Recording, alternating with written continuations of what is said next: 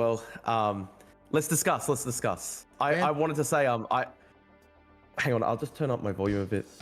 I know that maybe this is a bit of an intervention. I want to say, you are still like one of the very few leftists that I still like. And so if everyone was like you on the left, Dylan, I would still consider myself part of the left. But unfortunately, I think you are a very small minority as sort of like an anti-tanky person on the left. And that is part of like why my faith in the left has been shattered and my belief in human progress has been shattered. So we can discuss this stuff. You think most of the left is tanky? I don't think most of the left is tanky. I think, unfortunately, so much of the left, even the center left, make excuses for tankies. And unfortunately, like a lot of the tanky stuff has bled into the center left as well. That's my unfortunate sort of understanding of what's been happening. And I think a good example of that is like Ezra Klein, who's probably like the leading sort of intellectual standard bearer for the kind of like moderate faction of the Democrats. Like he makes excuses for like Zoran Mamdani and stuff like that. So unfortunately, like I think that's the grim reality that you're not voting a lot Mamdani? of people in the center. Of course not. Nah, not at all. Not at all. No, I'm voting a lot illegally for him. Oh, I mean, I obviously, I mean, let's just first clarify. I actually cannot physically vote because I am Australian and I am not American. But yeah, you can. It's not legal. Well, when it comes to my metaphysical voting, like the voting that I carry out in my head, I would not be voting for Zoran Mamdani. I'll actually be casting a ballot adrift on the high seas for Eric Adams. He is a crazy guy, but I think he's quite funny. So I'm going to cast a sort of a ballot in a bottle, and I'll just set it adrift on the Pacific Ocean, and hopefully it'll get to New York City by the time the election rolls around. Man, I didn't think we were going to start Mamdani. I didn't even plan to talk about Mamdani, but this is an interesting topic. No. This is interesting. Drew, do you know, by the way, welcome to the show. This is Drew Pavlou. You might know Drew Pavlou from his history and I don't know, what is it, queer activism? You like fought for demisexual rights? I have no clue what you did. What did you do? Yeah, I was fighting for ace rights for a long time. No, I started out kind of as an opponent of the Chinese Communist Party. I was doing a lot of Hong Kong activism back in the day, Tibet activism as well. The Chinese government like literally put out articles in state media condemning me. I got expelled from my university in Australia because they had really close ties with the Chinese government economically. They swatted me. I got false bomb threats against me and my family members. My brother who lives in America got swatted as well. There was a point where the Australian Federal Police like literally had to disrupt. They literally had to raid guys in Australia who were working for Chinese foreign intelligence and trying to find my address and physically harm me.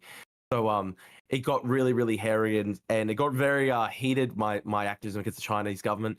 As part of that, I also became like a really big supporter of Ukraine. I've been to Ukraine twice now. I was there in March. I went to Kherson. We went to Kherson for 2 days. We went to Dobropilya in the Donbass, which is close to the front lines. We went to a number of towns. I went to Kharkiv as well. Where else did I go? Kharkiv, Dnipro, Pavlograd, number of places in the Donbass. It was a really good trip. I learned a lot about the world, and it was extremely disturbing and blackpilling, I'd say. Walking through the aftermath of an apartment building, a Khrushchevka in where was it? It was Dobropilya that had been hit by an Iskander ballistic missile like 2 days before, and I walked through like literally apartments that were still like burned out. And that was extremely doom appealing. Just I think this is part of like my broader sort of philosophical shift towards conservatism, Dylan. Like my belief in like human progress and like the innate goodness of the human person has been like shattered over the past like 5 years. And my whole focus now is like, rather than trying to build like this sort of like perfected utopia through public policy and stuff, my biggest concern is like, how do we prevent like full scale collapse? Full scale civilizational collapse. What like the horrific stuff that we see in Ukraine. I don't want to see wars take place. I don't want to see civil wars take place. Like I've become way more concerned about crime, even just crime as well. Like just like that killing of Erna was so horrific. In Charlotte, North Carolina, Ukrainian refugee girls goes to America to escape the war and is just literally murdered for no reason by crazy mentally ill guy on the train. It's like I've just become so much more concerned by crime, I think multiculturalism across much of the Western world is basically like collapsing because of like, it's very difficult when you've got like people who migrate and then they're basically tankies like Syria girl, or they're basically Islamic extremists and stuff like that. Like it presents like massive cultural problems. So in all these ways, I've unfortunately become quite doom-pilled about the world, and I'd say that's why I'm like sort of like a philosophical conservative now. Got you. Well, that answers one of the questions. Was what's your philosophical underpinning? Was one of the first questions we're going to throw out there from one of the replies. So I think we kind of got that right off the bat. We'll do some fluff before we get to anything interesting from what the chat threw at me to ask you about, or stuff that I want to personally ask you about. Dobrapilla. I spent a lot of time in Dobrapilla. Obviously, it's the main like logistical node between them there and Pokrovsk. And I filmed for a year. I filmed a documentary about the battle for Pokrovsk. It's coming out in a few weeks. And I mean, the fighting down there is horribly brutal.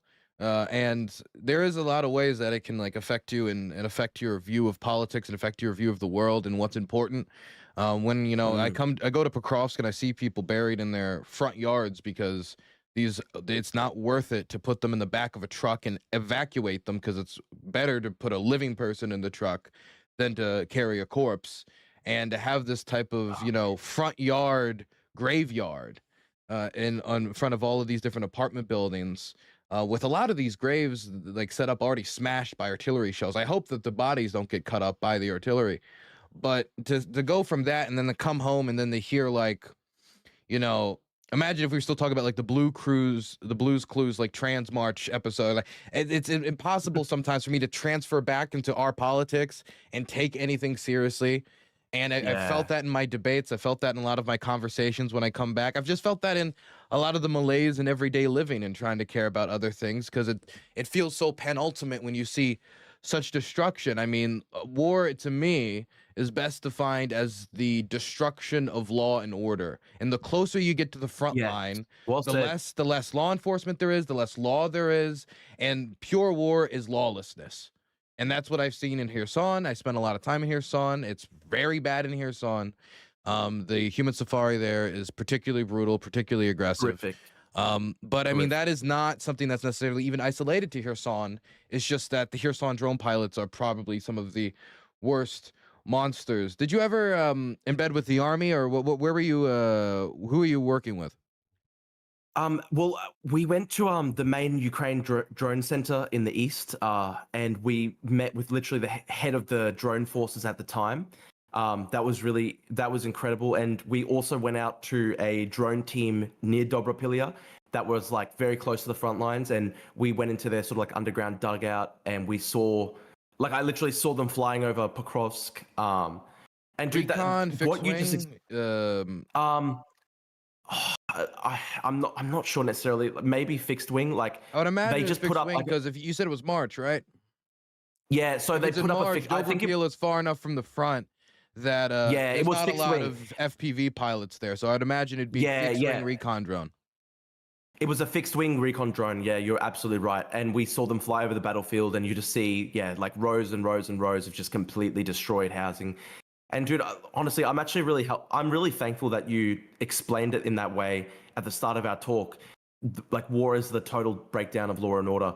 I think like that's a huge thing for me, like just seeing the real consequences of the total breakdown in law and order and stuff like that. What I saw in Kherson was so unbelievably chilling. Like, we walked, I think I got to about 400 meters back from the river. So the river is like full death zone, I guess. And like, we went through like the red zone, where essentially like the Russian Telegram guys just said, everyone who's in the downtown area in Kherson, we are considering a military target. It doesn't matter if you're a civilian, doesn't matter if you're an old babushka lady.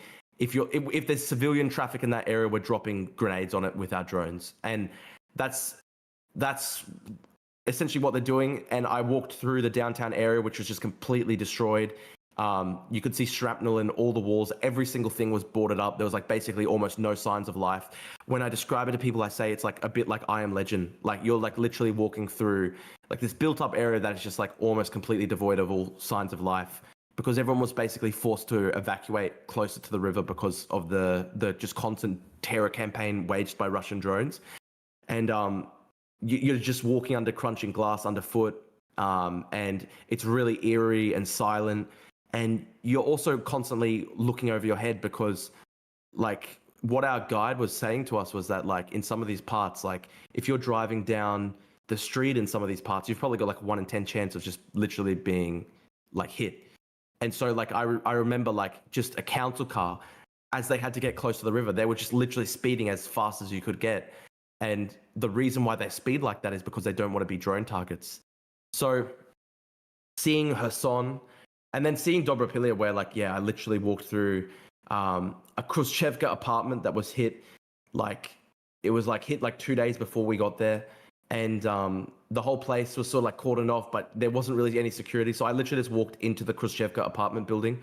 And you could literally just walk through like the completely eviscerated apartments that had just been completely burned out. And it was like you were walking through the apocalypse. So I saw the aftermath of that. And I think the official death toll for that one was like, I think they said it was like 12 people who had been killed. But what some of my guides were saying was that it's likely that potentially more people were killed. Like, and if you looked at it, I actually thought like, how could it be that only 12 people were killed? Because there were like at least probably like 50 apartment block, like probably at least like 50 separate rooms that had just basically been burned to a crisp, and they hit in the middle of the night while people were sleeping. And I know like obviously they don't want to demoralize the public with like the mass casualties. But walking through that place, I thought it's really hard to believe that only 12 people were killed here. They hit the place with double tap munitions right after as well. And so you could see the shrapnel indentations in all the walls. They essentially waited for firefighting trucks and ambulances to arrive. And then they hit the first responders with the double tap and with cluster munitions. And basically the cluster munitions are like, they hit for like a full square block. So you could walk for like 300 meters in every direction and you would still see the cluster munitions, like the shrapnel indentations in all the walls. And so you're walking through that and you're like, how did anybody survive this at all? If you were just literally in the area, if you were a first responder, how the hell do you survive a cluster munition strike like that? So it's just like, it does shatter a lot of your sort of prior conceptions about, yeah, humanity, about, you know, just life itself. It's really, really dark. Like, and it was my first experience as well, ever being in an actual war environment. Like, I literally went from full, complete suburban living in just like peaceful, sunny Australia to like literally a week later, I was in Dobropilia. And then a week later, I was back in suburban Australia. And that fucks with your head a bit. Like, it really does. Because like I was literally like, say on the Wednesday, I was walking through the apartment block in Dobropilia, and then like, yeah, 7-8 days later, I'm just grocery shopping in like suburban Brisbane, Australia. And yeah, exactly, like you go back to normal life and the debates that people are having are just like so humdrum and so seemingly disconnected from, yeah, like what I had just seen in Ukraine. So it really messes with you in a quite deep and profound way, I think. I do my embeds in Ukraine like at 6 to 8 months time periods usually. So it's something roughly the same length as like an average deployment. So it was roughly like 9 months. Sometimes I'll take like a month break or something and I'll leave.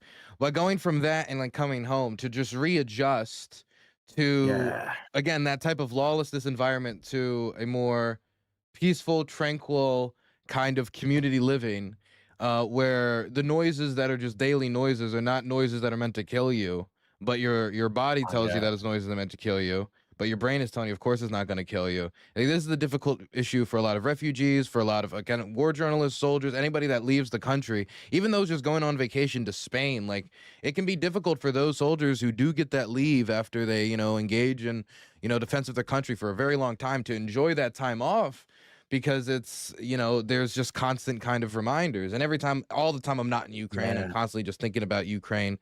But the first responders, that's a big issue. I interviewed a lot of ambulance crews and I saw just rows and rows of these things in storage units, burnt out, destroyed, filled with shrapnel holes. I've heard stories of ambulance drivers getting scalped by munitions, of like just horrible stuff. And when it comes to the firefighters, it's particularly brutal because what they do is they'll throw an incendiary bomb into a house in Kherson. The house will start burning. People might be burning alive, running out. It's a horrible situation. A fire truck comes down. They start to try to treat the fire, and then immediately they'll send another bomb to then take out the fire truck. And if there's any first responders that come probably, after, like an ambulance crew, they target the ambulance crew as well. And so it disincentivizes any response from civil services to help people in these areas. It's meant, again, to expand that lawlessness to a point where people cannot bear it and they cannot sustain life in the city. There's a few reasons, like speculations as to why they do this. I think it can have the military purpose of, if you clear everybody out of the city, then all of the movement is military movement. And therefore, anytime you see anything, you can just strike it. There could be a certain amount of bitterness of the fact that this is the only regional capital that threw the Russians out. There could also be a certain amount of, I mean, I don't know. There's the bitterness, there's the desire to push them out, but then there's the training theories, the idea that drone pilots are constantly being cycled in so they can train. And from the amount of dogs that get hit, from the amount of like targets that just make no military sense, it's not hard to believe. Not to mention, there is a lot of rotations out of Kherson. A lot of troops are actually just rotated out of Kherson to the Donetsk axis because the Russians are having trouble making up those manpower shortages with just their new recruitment numbers. But as the other thing you said about like about going towards the front, seeing all destruction, walking through it. For me, it was a lot more surreal for places like Konstantinivka, because I saw Konstantinivka back in 2022. I saw Konstantinivka in 2023, and I saw Konstantinivka in 2024, and then I saw it this year, and I'm about to go back to Konstantinivka to continue filming. And watching this community slowly decay, as if like every time I'd come back to the city, there'd be another building hit or another group of buildings destroyed, less people every time. And the last time I was there, it was like nearly impossible. I mean, it was like artillery going off constantly near our vehicle, just constant fire around the area. The only people who are left are the most stubborn people. I don't know if this is not thankfully, but Konstantinivka is filled with a lot of stubborn people. A lot of stubborn people. And it's not just the usual like drunkards who have the same life in their basement drinking vodka before the war that they have after the war. But very, very stubborn people. But yeah, what you said about the cars, quickly about the cars. When I was driving in Eastern, because I wanted to cover as much of Kherson as possible, so I went to Eastern Kherson, which is the part of Kherson that is probably a lot more violent. And we wanted to drive down that road because the locals just call it like the road of death. And I was like, well, okay, I can't come to Kherson and not film the road of death. That seems like something that should be filmed. And as you're going down this road, I mean, it's so dangerous that they don't remove the vehicles that get destroyed. They just basically push them to the side of the road, and they kind of stand there as you cross by as a kind of steel roadside coffin of those that they used to carry back and forth from the front. And, you know, there's civilian vehicles there's military vehicles there. There doesn't seem to be any general distinction there. But I really always hated the cars because I always viewed them just anytime I see a burnout car, I'm just like, is that a coffin? Did they get out? I have no clue. Yeah, that's man, that's very dark. You're right, man. Like even just it's so funny because like obviously I had it really easy compared to everyone else because it's not like I was literally in fighting or anything. But even just like coming back to Australia, like I remember there was a house getting constructed nearby, and there was like a big bang. And like the first couple of days, like I got back and I kept on hearing those big bangs. It freaked me out a bit. It's it does just it's a really grim thing. And I guess my mindset has always been like when these horrible things happen, I like want to like sort of bear witness to them. I don't want to be like and so like I forced myself to see like the videos that they put out from like the Russian Telegram bombers, like the Russian Telegram channels, like they'll literally put out footage of atrocities from Kherson and stuff like that. And like I watch them, right? Because like when they post that human safari thing, it's like I want to bear witness to what they're actually doing. And well, they posted me. They posted me and my buddies on those holy channels. shit. Well, I don't know if you know really? this, but I mean, after they blew up the Novikhovka Dam, which is what I believe happened, what I think most of the evidence shows towards. Yeah, but, I think that's investigators true. disagree. That's what I think most of the evidence points towards. After the dam exploded, which we know for sure that happened, floodwaters rushing these homes. Elderly people, disabled people start drowning in their own homes because they don't have the ability to get out without assistance. And within 48 hours of that happening, the Russians start shelling the city. and I'm passing aid workers with flesh wounds who have just like quickly stitched up what they have and just get back out there and try to save as many elderly people as they can. Homeless people with just massive gash wounds on their head, just walking around, because like those types of people just keep living. The most vulnerable are some of the people who are going to be hurt the most. And so I remember when we went to the shoreline with a group. It was me, a group of German aid workers, and my friend John Jones, an elderly British expat. He used to do policing in the Bahamas, and he was driving this boat. I was supposed to be on this boat, but it was just too full, so I just didn't get on the boat. They go out the shore. The boat doesn't work due to a miscommunication with like aid command. It was a fucking mess. I'm gonna be honest with you. So they come back to shore, and then 122 millimeter mortars just start slamming into the boat. Hits my friend John Jones in the stomach. He has to be dragged from the shoreline as he's bleeding across the mud. The mud is so deep that it goes up to like your fucking like way past your ankles. So you've got to like go like you're walking through deep snow trying to run from this fucking shoreline. And the one bunker that we were told by local police to jump in, like and they emphasized it so much, like if anything happens, bunker. If anything happens, bunker, because they didn't want no Yankee on their record, you know, a dead Yankee. Yeah. And we go over to fucking pull on the bunker, and the shit's locked. So we just have to kind of squeeze our bodies between buildings in order to set out live out the bombing. Anyway, next day I visit John Jones in the hospital. The Germans are fucking so shaken up, they just fucking hightail it out of the country, you know.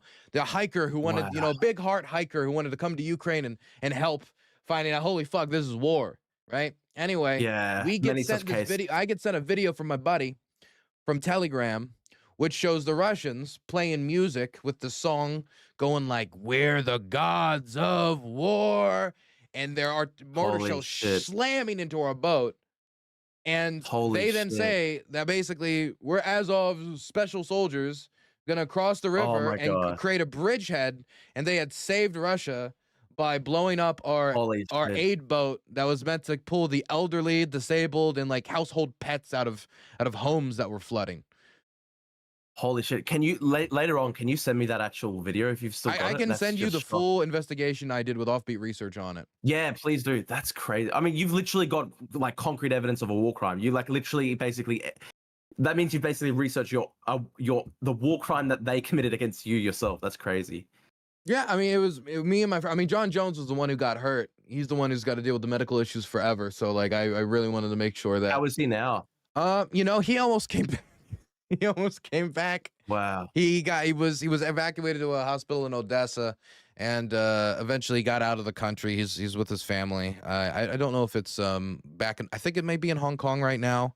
Either way, wow. His wife doesn't want him to come back. Yeah, in those cases, the main reason why I couldn't spend longer in Ukraine was because my family was going mental at me for going over there. I really wanted to stay longer, but my family were just going so mental at me. Oh, I just said, try to find me. I'll disappear. Oh yeah, gee. By the way, man, I remember your house burned down. Like, how did that go? Like, are you okay with all that? Like, how did? Yeah, it was great actually. Yeah, it was great with it actually. It was how was I with that? It was fantastic. No, I love the smell of smoke on my one remaining sweater that I was wearing. No, I didn't mean that. I just meant like, did you guys recover from that and everything? Because that's obviously so horrific. No. Yeah. Damn it. I mean, like the house burned down. I mean, what do you mean recover? Like, we're in a rental property. We're trying to rebuild, but then after the fucking house burnt down, my grandfather raised me. He passes, and the house was partially in his name, which means then the fucking deal with the insurance company gets thrown into a loop. And so we get like initial money to like pay for some of the stuff, but we haven't gotten compensated for everything. And the housing hasn't even begun to be rebuilt. But thankfully, the house that my address was leaked at is the house that burnt down. So nobody can swap me yet. That's good. Oh, gee, man. I mean, it was Hassan Piker who literally swatted you, right? Wait, Hassan Piker swatted me. My God, I had no clue. Well, didn't Hassan Piker post your address? Hassan showed like my 9-digit zip code on his stream, which, if for people who don't know, a 5-digit zip code shows like 140,000 people in an area. Like it can show quite an area. A 9-digit zip code is used for delivery of mail, by mail carriers in order to figure out exactly where your home is if they get lost. So this is literally something like, oh, I can't find your house. Oh, I have the 9-digit zip code. Now I can find your house.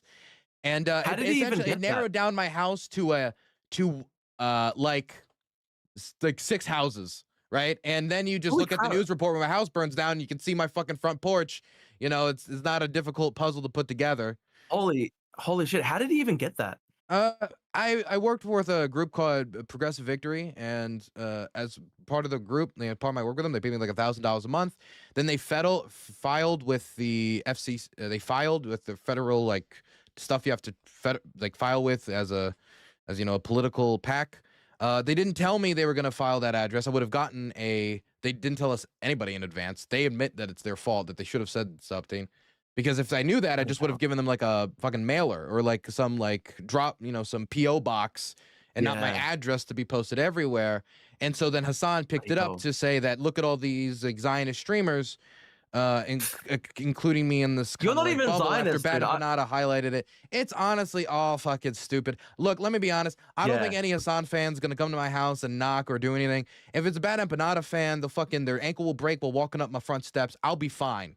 Okay, so I'll survive. I'll survive. Empanada's tried to dox me multiple times. He posted my address and stuff like that. What's your address? And he posted my old address though. He posted my old address in Australia, and he's a really evil guy. These guys are really bloodthirsty, man. I'm actually like I'm confused why Hassan even calls you like a Zionist, because like I don't think of you as a Zionist at all. Like your main thing's Ukraine, like 100%. I don't talk like 100% of your effort. Palestine, and my position is, I would say for America, it's pretty progressive on the issue. I wouldn't like Zionists in the idea that I don't want to push Israel into the sea. Like in the idea that I'm not determined to like destroy Israel because there's tons of people who live there. There's like I don't want to displace all these children. I don't want to displace all these families. They've built lives for themselves. It would cost much more lives, much more destruction. They're an atomic power. There's a million different calculations as to why that'd be fucking stupid and it wouldn't work. But that doesn't make me a Zionist to like acknowledge the physical reality of the world. But also, a Palestinian state has to be created. It's not negotiable. It's not debatable. If it's not created, then there will be another October 7th. Well, look, here's the thing. Like my actual stance is like two-state solution. I'm just against like I'm only really a Zionist insofar as I believe like the Zionists should not be pushed into the sea, which of course like is that makes you a Zionist in like the sort of like far left world. Do you think Netanyahu should go to prison? I don't know. I don't know if I believe in the charges against Netanyahu. Like, I don't necessarily agree with everything that Netanyahu's done, but look, it's a horrific war. It's a horrific war, and it's difficult because I think Hamas has had a strategy to systematically use civilians as human shields and stuff like that. Mm-hmm. So I think it becomes very complex when you talk about the actual operations and stuff like that. I think they've been too brutal in how they've conducted their operation in Gaza, but I'm not sure if it's like. I don't think necessarily ICC charges are merited. I think you should stand trial at the ICC. Look, I don't follow the case close enough to know if the charges would be sufficient. And somebody can commit a crime and you don't have enough evidence and you can't bring sufficient charges.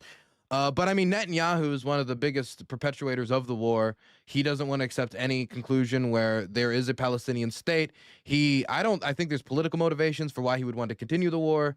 And he's somebody who seems to be keep rewarding the worst actors in Israel. People who want to continue expansion in the West Bank, people who want to take over the Gaza Strip, and every single off-road where we talk about an actual future is talked about as a reward for Hamas. Well, if there's a Palestinian state, that's rewarding Hamas. Okay, if there's a future German state, that's rewarding the Nazis. If there's a future state of whatever country that's rewarding XYZ, that'd be ridiculous in retrospect because we all acknowledge, of course, the Germans are eventually going to have a country. They're eventually going to have some representation because if we don't do that, what are the Germans going to do? They're going to look for some other method to get representation, whether it be violence, whether it be XYZ.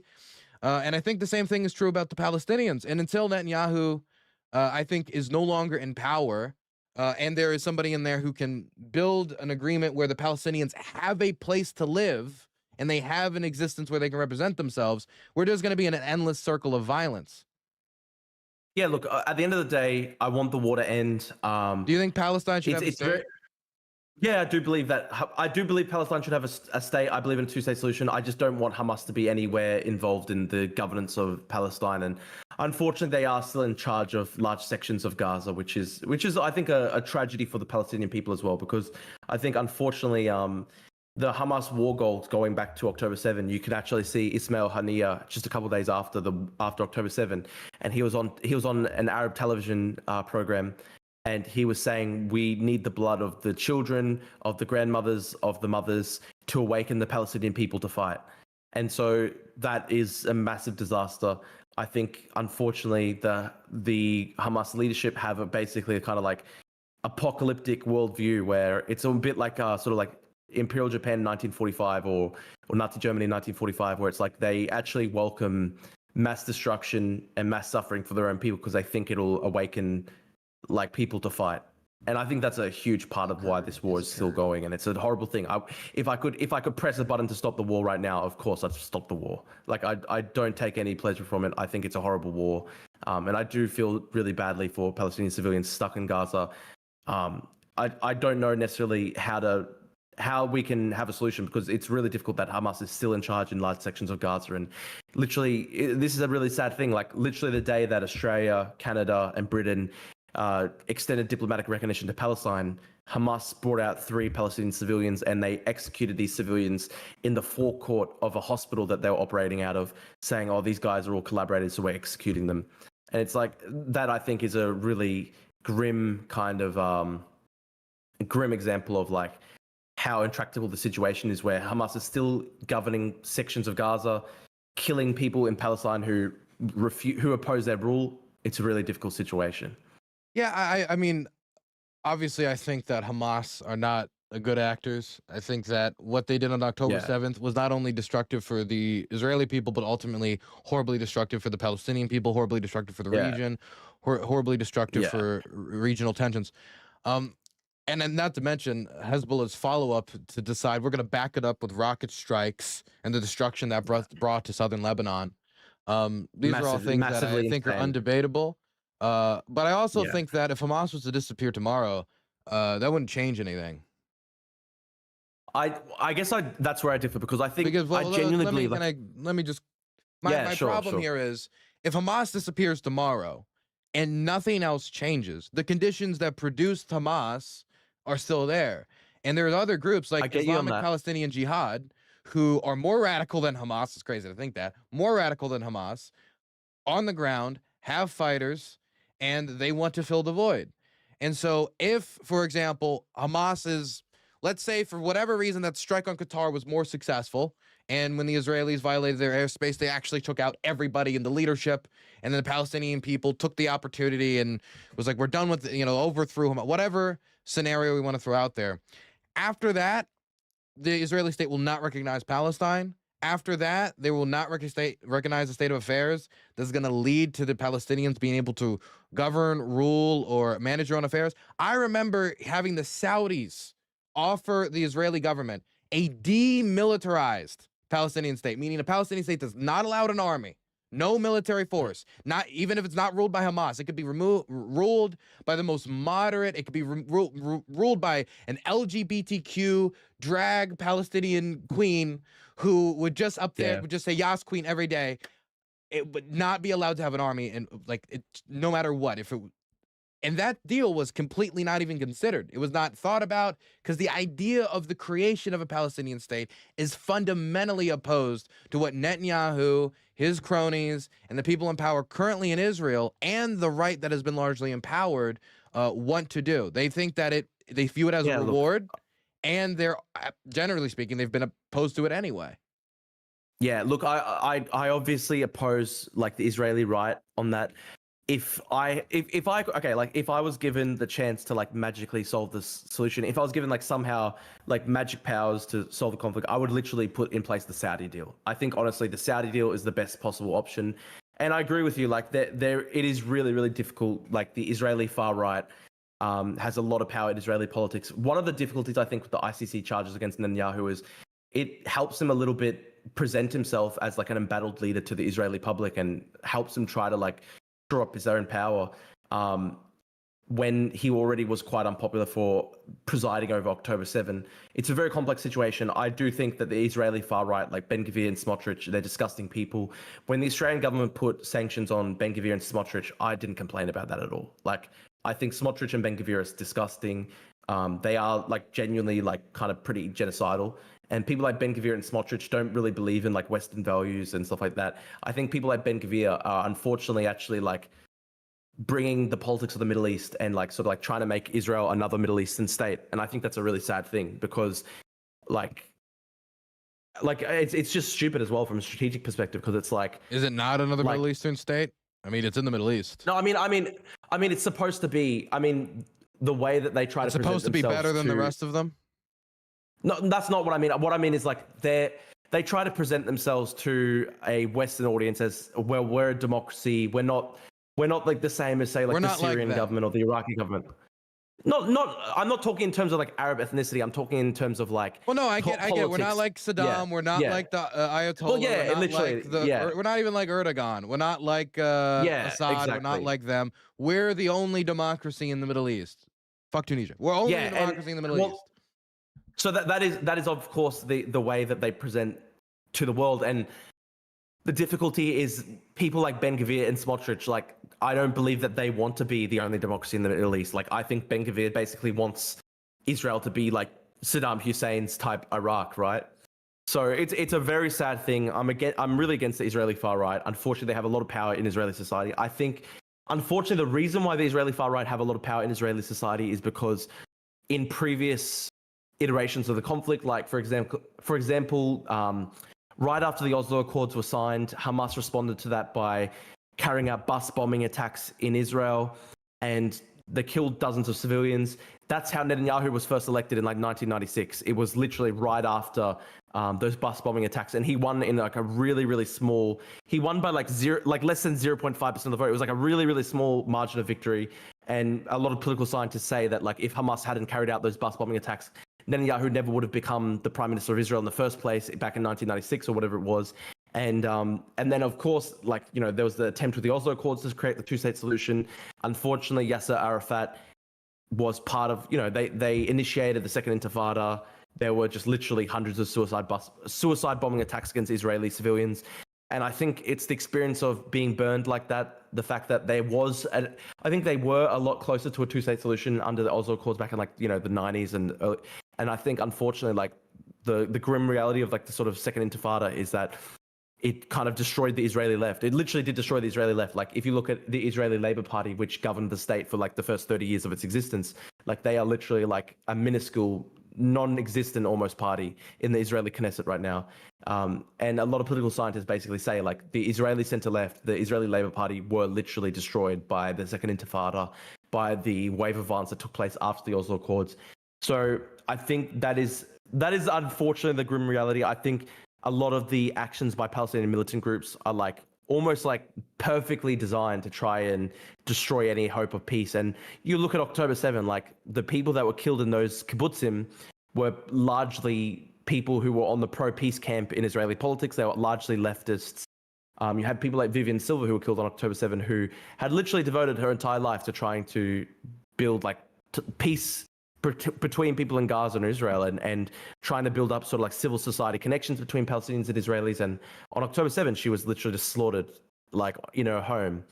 And unfortunately, like that type of thing, it kills the Israeli left. It makes it really difficult for the Israeli left to be like, let's still try and build a two-state solution, when literally the Israeli leftists, like literally the same people who are trying to build peace are killed on October 7 and killed by Palestinian militant groups.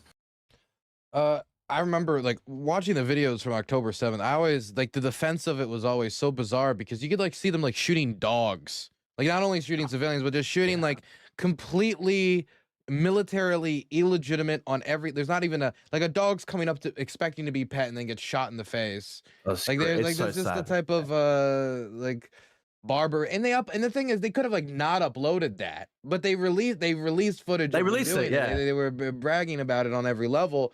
It was as if, and you are right to an extent, as if somebody was trying to create an excuse to go in there and just demolish Gaza.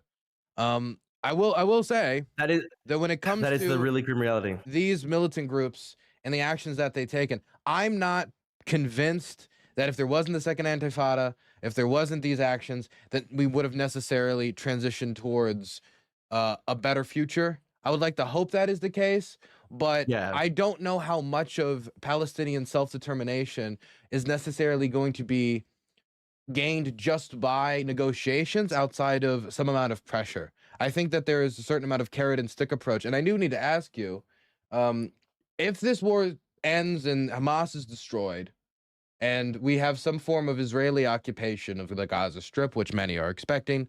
The West Bank, of course, its future is still, in question. Even Trump himself is saying, we should maybe cool it down in the West Bank. If they continue to occupy and there's no pathway towards a Palestinian state, should Australia sanction Israel? I mean, that is literally the trajectory that the Australian government is already on. I think good? that the Israel.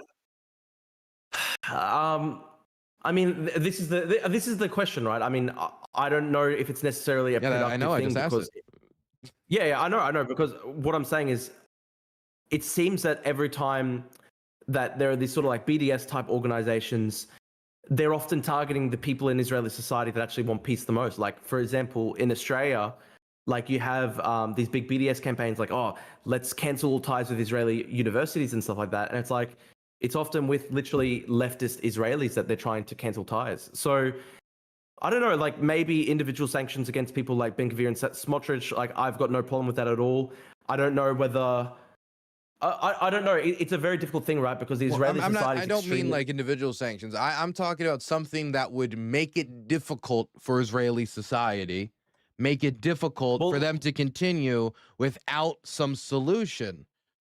Here's the thing, though, Dylan. Every single time that this type of thing is carried out, it always seems to result in further backlash and further radicalization of the Israeli public. So, like, what I was going to say is, like, I think the Israeli public is still extremely traumatized by an event like October 7, because if you look at like for example, when the first responders were giving testimony of the kibbutzim right after October 7, and one of the kibbutzim, or one of the civil service sort of emergency responders likened it essentially to the Holocaust. And a lot of people like mocked it online. They were like, oh, he's lying.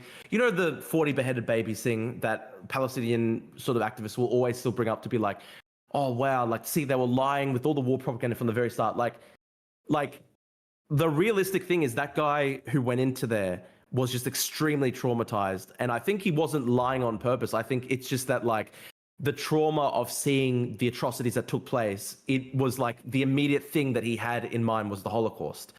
And I think what I'm trying to say here is, like, I think it's indicative of like the level of trauma that took place on October 7. It was designed to traumatize the Israeli public. It was designed to terrify people. That's why they slaughtered so many innocent people on that day, why they slaughtered so many leftists.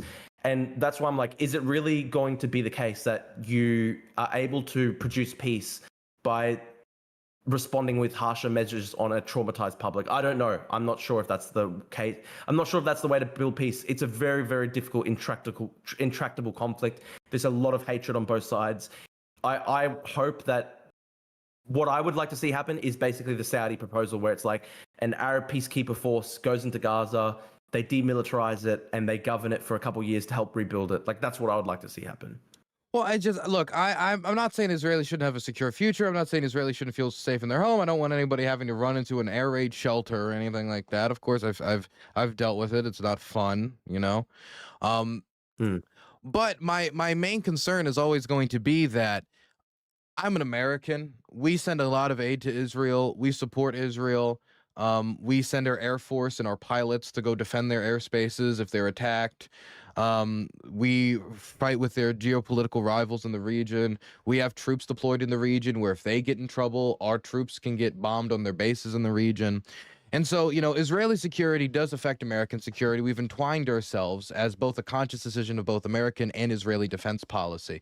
And so if I acknowledge that, I can't just like give Israel an endless free hand if it's going to keep dragging us into the conflict. And so at a certain point, if they're just going to continue to do something that's going to hurt their relationship with the rest of the Arab world, and it's going to be something that, quite frankly, I think produces events like October 7th, then I don't think that's something that I want to support. I don't think that's something the American government should support. And at a certain point, I can imagine an immediate aftermath. Maybe you don't go into immediate sanctions, but at some point you can't just say, well, they're so traumatized, the Palestinians should just eat shit for a while until, and in 10 years, 20 years, 30 years, at a certain point, we have to deal with the foundation of what created this, or we're going to sleepwalk into another event like this. And next time, maybe it won't be just the Gaza Strip. Next time, it'll be even more expansive raids or expansive air attacks into the West Bank.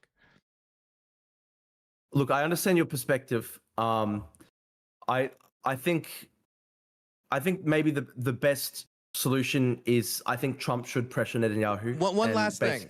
I almost forgot it. This is the point I wanted to say. Yeah. Ronald Reagan looked at the Israelis and said, you guys are holocausting Lebanon when they were bombing the south of Lebanon. Is that an insensitive comment? Absolutely.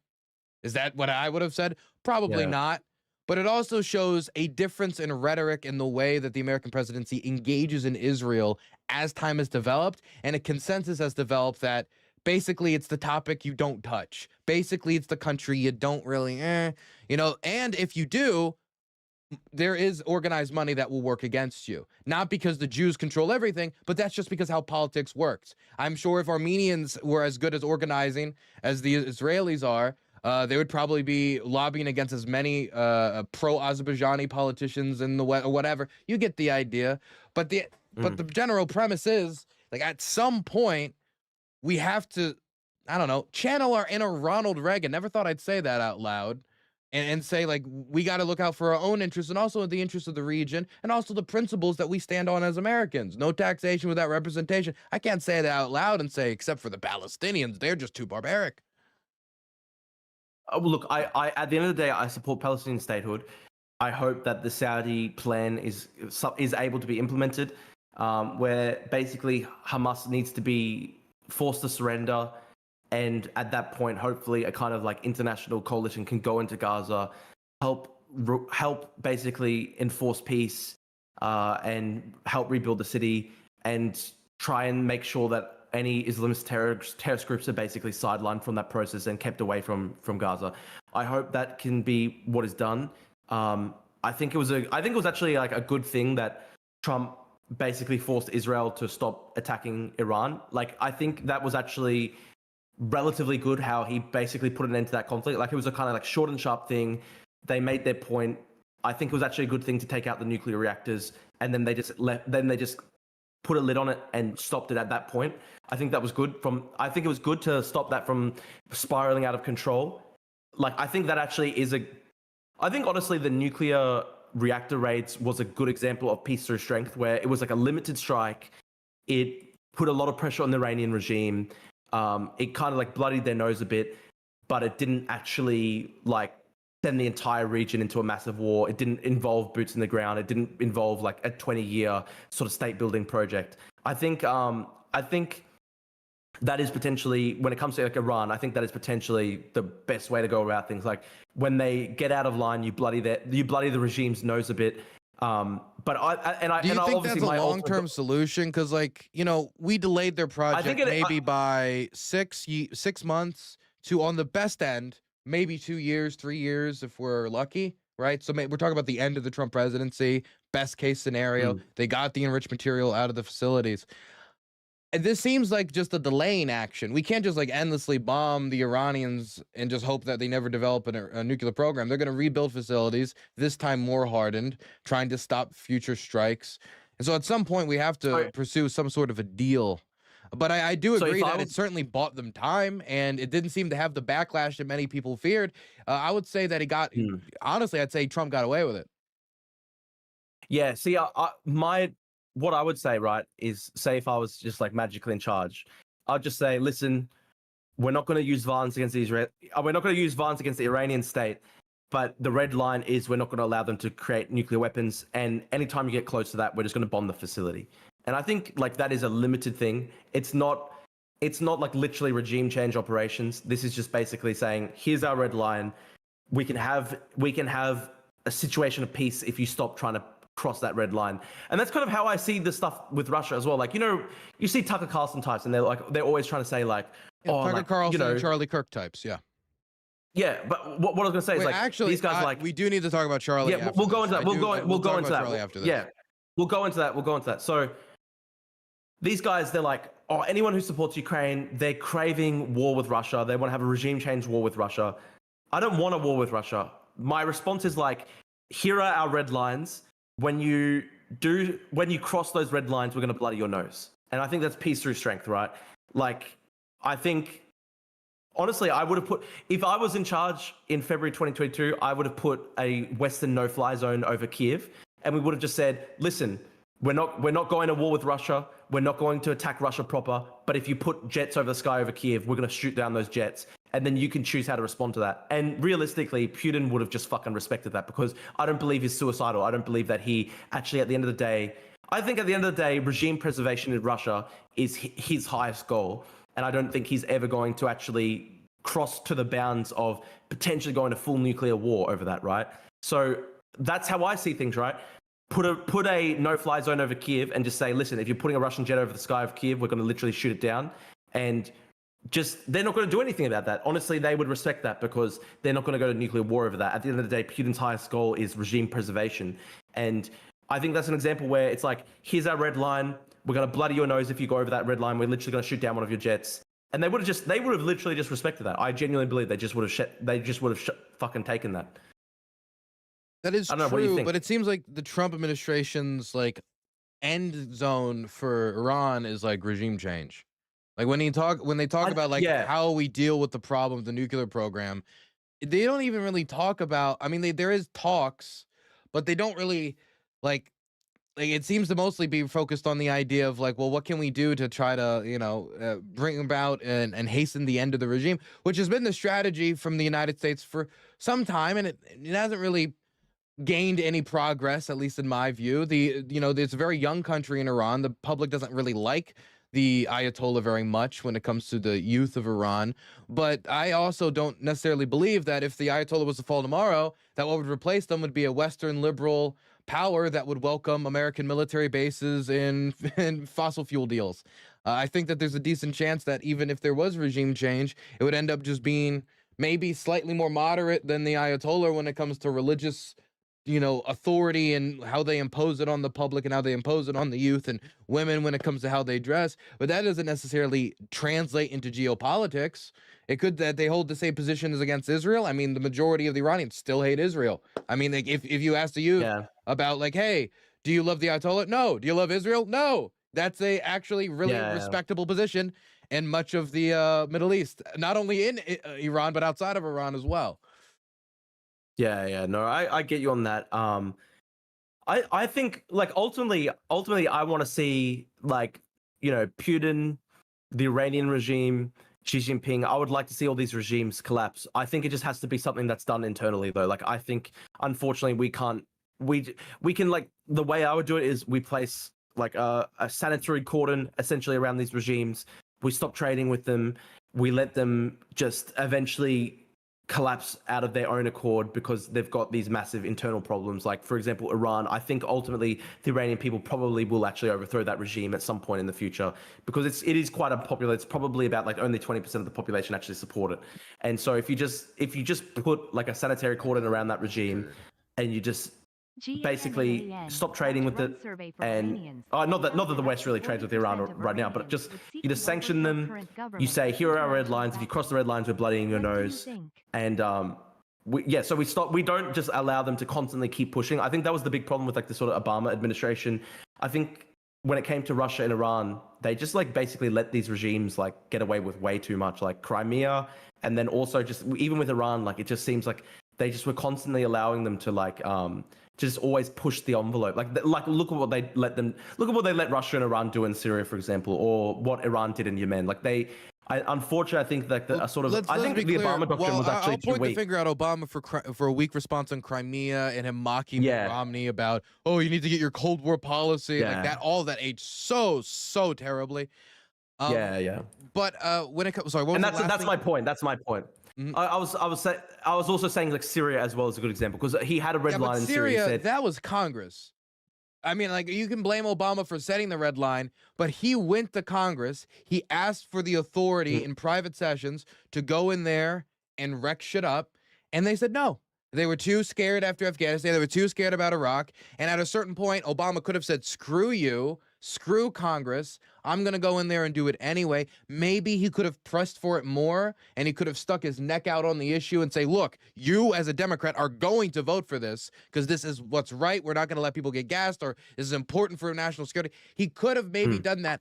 But let's not say that's just Obama's failure. That was a bipartisan failure in the House and the Senate when it comes to taking strong action on Syria to at least hasten the end of the war, if not to end it immediately. Because nobody can tell me 13 to 14, like years and years and years, how long that war went on was the only way it could have gone. It could have only gone for 13 to 14 years of brutal civil war. I don't believe that. Yeah. No, that's absolutely true. See, I see your point there. You're making a good point about Congress. It's not even necessarily that I'm saying Obama should have literally overthrown Assad much sooner or anything like that. It's more like when Russia went in like 2015, he basically seems to have been like, oh, that's a fait accompli. Like, we will let Russia essentially just do whatever it likes in Syria. That seems like to be what he basically did. And I think that was a major mistake. And he also let Iran and Hezbollah essentially do whatever they liked in Syria as well. So I actually think it's a really good thing that the Israelis neutered Hezbollah. I think that's a great thing. Like, I think the amazing thing is what we've seen over the past 2 years is that actually Iran, Hezbollah, Assad, all these different regimes, like, they were actually way weaker than everyone in the West thought the whole time. And unfortunately, it just appears to be like we were all just too weak in responding to them. Like, they built up all this propaganda. Even Russia as well. Like, Russia built up this massive amount of propaganda in the 2010s that they were like untouchable. And then obviously they've done such horrific things in Ukraine, but also they have been bogged down for like 3 years. So it's like, what I'm trying to say is I think like the sort of authoritarian axis, the Russia, Iran, China axis, like especially during that Obama era, they kind of built up an image of themselves as like this sort of like this tide that just could never be stopped. Like there was just they were just this rising tide that couldn't be stopped. And then like you just look at like how, like, just literally using military force, they crushed Hezbollah. Like, the Iranian regime was pretty weakened. Russia has been like really, like, obviously Russia is still a massive force and massive threat, but at the same time, like, they have been really mauled to a large extent as well in Ukraine. Do you get what I mean? Like, I'm just saying that, like, there was this kind of like propaganda narrative that like the Russia, Iran, China coalition. But I mean, this is not. I don't think this is new to this era. I think, you know, back in probably 1930s, you would be hearing about the new kids on the block. You know, and then in any age, like any time a power is transcendent, the powers that have already transcended are going to be very nervous, especially if those powers are being directly aggressive towards said other power. And when it comes to the Russians, I mean, they have been pretty aggressive for some time. Putin has, you know, written essays about what he believes about Ukraine. He's expressed what he believes, I think, pretty clearly. But it's not even just a Putin issue, of course. Like Boris Yeltsin, I mean, he was the one who invaded Chechnya. He was the one who threatened to invade Ukraine over the atomic arsenal. Bill Clinton's friend was the one who said, we'll invade Ukraine if they don't give up their nukes, right? It was our Congress who said, we'll starve Ukraine if they don't give up their nukes. Who said that again, sorry? I said it was Boris Yeltsin who said he'll invade Ukraine if they don't give up their nukes, and it was America's Congress people who said they will starve Ukraine if they don't give up their nukes. That's sick. Yeah, cutting off their aid programs, cutting off their this and XY. As Ukraine went through a 10,000% inflation rate that was literally record-breaking for inflation rates, to the point that children were selling their bodies on the streets for money, and we chose that moment for Congress people to go in the House and dangle food in front of their children in order to disarm them and say, we'll come and we'll support you later. And then we acted like snakes. Yeah, it is so sick. I completely agree with you. That is so sick. And like, I remember there was like, I think a photo of Obama, I think potentially in like 2006 or 2007 or something like that, where he was like inspecting like the kind of like Ukrainian weapons of mass destruction that were getting destroyed. And it's like, that just all aged so poorly. Like the way that like the West put all this pressure on Ukraine, disarm, remove like these old sort of Soviet era arsenals, and in exchange we'll give you security guarantees, and then obviously just like completely fucked over and betrayed. So I see like the West has, unfortunately, I believe like the West has betrayed Ukraine like multiple times, and it's a really disgusting thing, unfortunately. It's part of the reason why sometimes I get so aggressive with my lefty friends about Ukraine is that this image of America as a snaky colonial backstabber is not helped by us asking a country to disarm themselves and then abandoning them as a historic empire reasserts its roots and says, "Oh, your culture is fake. You have to speak our language. You have to XYZ." Like that to me feels like a really easy argument for a lefty if they're being honest to say there's a clear imperialism. We should be against it. And are we really going to hear people say, "Oh, well, if we went and we helped the Spanish in the Civil War, against Franco, that's actually French imperial, or that's could be people go and they go to such long and far lengths to try to defend inaction. And I think it's because people have a passive view of history. They see atrocities, they see horrible things, and rather than taking some amount of responsibility, like, damn, we're just doing nothing, huh? They'd rather say, oh, we can do nothing. Because if you say you can do nothing, then you have no responsibility for what happened, even when your country made commitments in the past. I mean, it's sad to see, but it's not terribly surprising the amount of people who, when you confront them with like the commitments we've made, they just hand wave them as if they're nothing. But I could imagine if it was their home, or I'm going to say their village in America that was burning, and we said, help, NATO, come to our aid. And they said, I mean, that was what, 48? When we do this? I don't know. This doesn't seem like our business. There's an ocean separating us, It's messed up. It is messed up. Unfortunately, like the West has betrayed its allies multiple times, and it's extremely sad and depressing to me. It's extremely horrific. I wonder about the no-fly zone. I don't think the no-fly zone would have worked during the immediate phases of the invasion. I think it would have to wait until like April or May, once the Russians have pulled back from Kiev, to secure the rest of the country, to protect its industry, to protect its civilian populations. Basically, you would be cornering off a certain section of safe Ukraine when it comes to air attacks versus what is batterable Ukraine. Because if you were to do it in the immediate fallout of the war, the risk for an actual confrontation would be quite substantial. And I'm not saying a Russian jet going down would be the end-all be-all. The Turks proved that in 2015 isn't necessarily the case. Yeah, but when you're the president of the United States, you need to be considerate of this, because it's not just like, there's a chance this won't go wrong. If you're talking about atomic weapons, you got to do what's best while also not being gun-shy about your interests, or you'll actually egg on scenarios that'll bring us closer to that, because they will push to a point after you don't make your red lines clear. That will mean they might not know when you're being serious or not. It's why Trump's so scary to me when it comes to his red lines. If you make 5, 6, 7, 8, 9, 10 deadlines, and then you just barrel past every single one, how are you going to make a threat like, whoa, Ukraine can win the war, we're going to do something big? If Trump was to come out tomorrow and really mean, we will nuke you if you do this, how will the Russians believe that? And that's scary.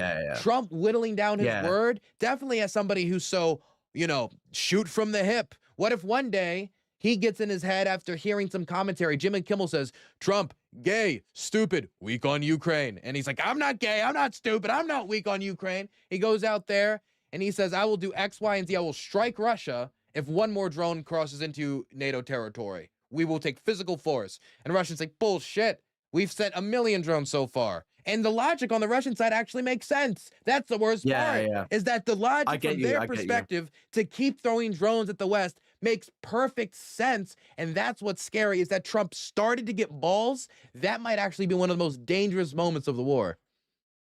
No, that's actually, look, these are all really good points. I actually fully agree with you. Like when I talk about the no-fly zone, I was talking definitely not in February 2022, because obviously that would have been a really spicy moment to do it. I'm talking more like as the months progressed in 2022, I think you could have done that. And look, I agree with you. It's the thing that I have hated the most about the Trump administration has been their constant flip-flopping on Ukraine. I noticed that recently in like the last month, he's been a lot better in rhetoric about Ukraine. But of course, as you make clear, like this is a good point. The fact that there's been so many different deadlines, the fact that there's been so many flip-flops, it makes it very hard to work out like to what extent it's actually true, to what extent like Russians should believe what he's saying, etc. So that makes it very difficult. So let's we both agree, fuck Russia, right? Okay. So I don't think we need to get into any more finer detail on that. But I do want to ask you, what is Charlie Kirk's legacy to you? Okay, let me make clear. Like everything he said about Ukraine, I fully disagree with and I disavow. Well, let's be clear. It's not just disagree with disavow. He was like 5 steps from Scott Ritter behavior. Like people don't realize how bad he was. He said that Finland is basically Russian. Like the way that he talked, he said a lot of type of stuff things that could have aired on Russia Today, right? And when we hear people talk about what was there, Daria Dugina, I don't hear people like mourning and saying, "Oh, Daria Dugina, the horrible XYZ." Very different. Now wait, let me finish. You can't stop me in the middle of the hot take and get me clip chimped, Drew. You're gonna kill me. You're gonna kill me for an intense time in this country. Okay. All right. Both Ukraine and the United States. And look, I don't think what happened to Charlie Kirk is good. I think obviously it's horrific. I think it's bad. But in these moments, like when we're talking about putting Charlie Kirk on like silver dollars, and we're like naming holidays after him. I don't support that. And we're talking about him. I've heard people say Mike Johnson said the biggest voice contributing intellectually to America in 100 years. Obviously, I will give some amount of leniency, especially to his widow, in the immediate aftermath of his death, for people to go like la-di-da on Charlie Kirk. But this guy, right, when it comes to the deaths of people, was perfectly willing to ignore it when it comes to Ukraine, was perfectly willing to ignore it, and even in some ways justify Russian actions. I don't know if you watched his debate at, I think it was a British university, and he had a debate with a professor, and the ignorance that he showed, he said to him, well, the Ukrainians have canceled elections. They're not a democracy. Would Churchill cancel elections? The amount of ignorance to say something like that, to be not only ignorant of the situation in Ukraine, but to be ignorant of British history, shows somebody that I don't really think contributed that much intellectually to the conversation. If we want to talk about his work really much conversations, but if we want to talk about his work as an organizer, we want to talk about his duty as a father, we want to talk about his duty as a husband, these things are all fine, but people are turning him into some type of political guru he never was. So, okay, there's a lot of stuff to unpack here. I want to say, obviously, I strongly disagree with everything he said about Ukraine. And there's a lot of takes of Charlie Kirk's that I never agree with or never liked. Like, even though I've become more philosophically conservative, I don't agree with, like, what Trump's abortion laws are. I don't agree with, like, Trump's, like, gun laws, like the gun laws that you guys have in America. Like, not that I would change it, right? Like in America, I genuinely think you just can't change the Second Amendment. Like it's too ingrained in the culture. But what I mean here is that not that I don't necessarily want that for Australia, right? Do you get what I mean? So there's a lot of stuff. Are you not pro-gun? As an Australian, I mean, like it's different in America. It's part of the culture. I think it's not part of the Australian culture. So I think it's just like a very different thing. If I was like an Australian who moved to America, I just feel like it wouldn't be my place to be like, you guys have to change your gun culture, because it's just unfortunately like a massive part of your culture. And I don't necessarily agree with all of it. Like I think, for example, like AR-15s in the streets is bad. I think semi-automatic rifles and stuff like that. Wait, reel it in. You think AR-15 should be banned? I don't know, and I'm not sure if I necessarily believe that. All I'm saying is, like, as an Australian, weapons? Automatic weapons should be banned. Maybe.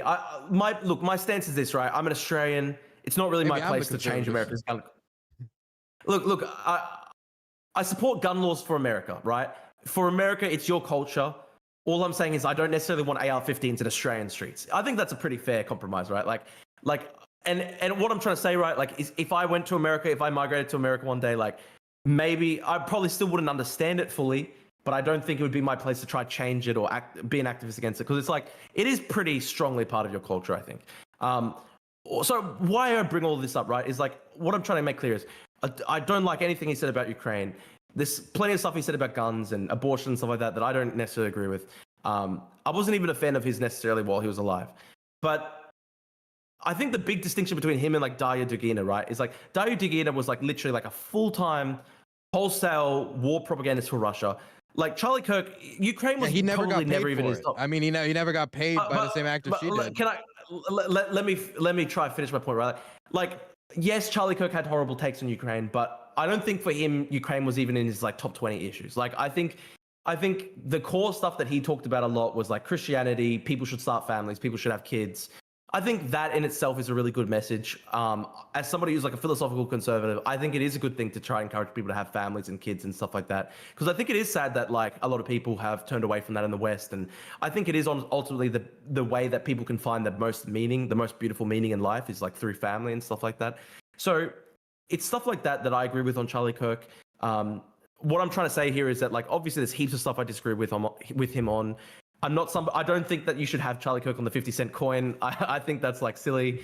But I think it's disingenuous and not right to try comparing to say someone like Dario Dugina, because like yes, he had horrible takes on Ukraine, but it's not even in his top 20 issues. I think like I think he was mainly focused on stuff like family, conservative values in America.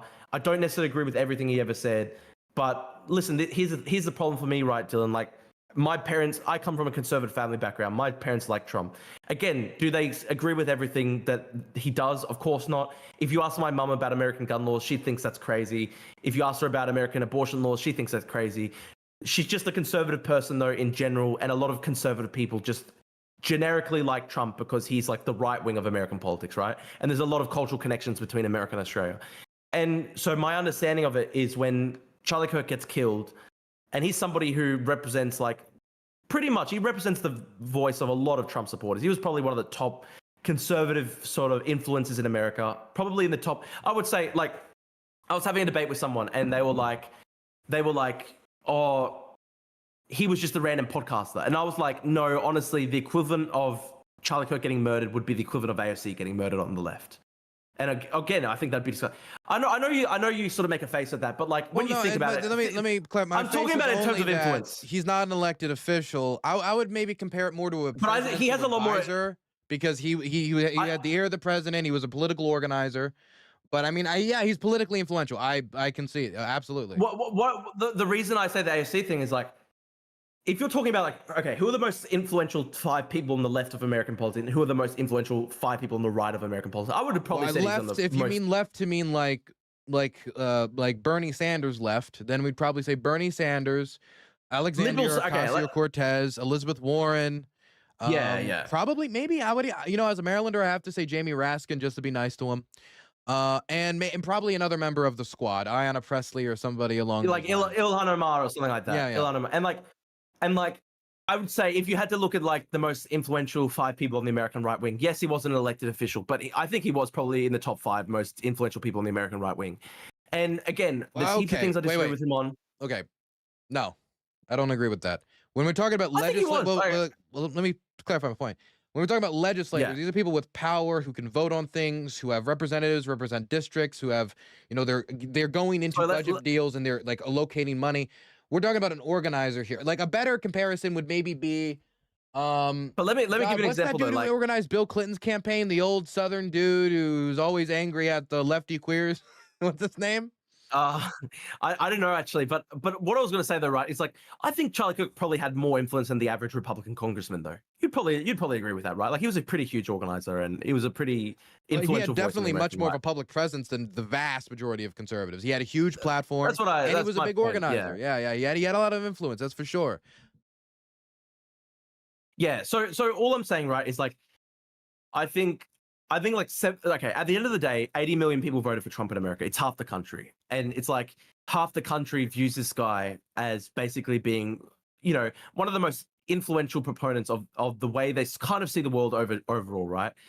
So I think it's going to be extremely traumatic for like 80 million American conservatives to see this guy get murdered in broad daylight and then to see what was pretty widespread celebrations on the left. And again, I think the average liberal opposed it. Every elected official I saw opposed it. But here's the difference though, right? Like if you went onto Instagram, every left winger you saw, like I knew like 20 people I went to university with who were progressive, who were like celebrating it. And so people know people in real life who celebrated it. And it's hard to walk that back, right? It's hard to then lower the temperature because this is the way I would say it. This is the way I would interpret it, right? Like if you would celebrate Charlie Kirk getting murdered, I think you would celebrate basically like my own conservative parents getting murdered because they basically believed in a lot of the same stuff. And my mom's like, here's a funny thing, right? Like my mum has pretty bad views on Ukraine. I've tried to debate her. I've tried to convince my mum so many different times. I've literally been to Ukraine twice. Like I literally showed her the video footage that I filmed in Dobrapilly and stuff like that. She still has pretty bad views on Ukraine. But at the end of the day, I love my mum, right? Like I can't just hate my mum because we've got different political views. It's really hard. It kills me. It makes me so sad that she has bad views on Ukraine and stuff like that. And I still hope that I can convince her one day.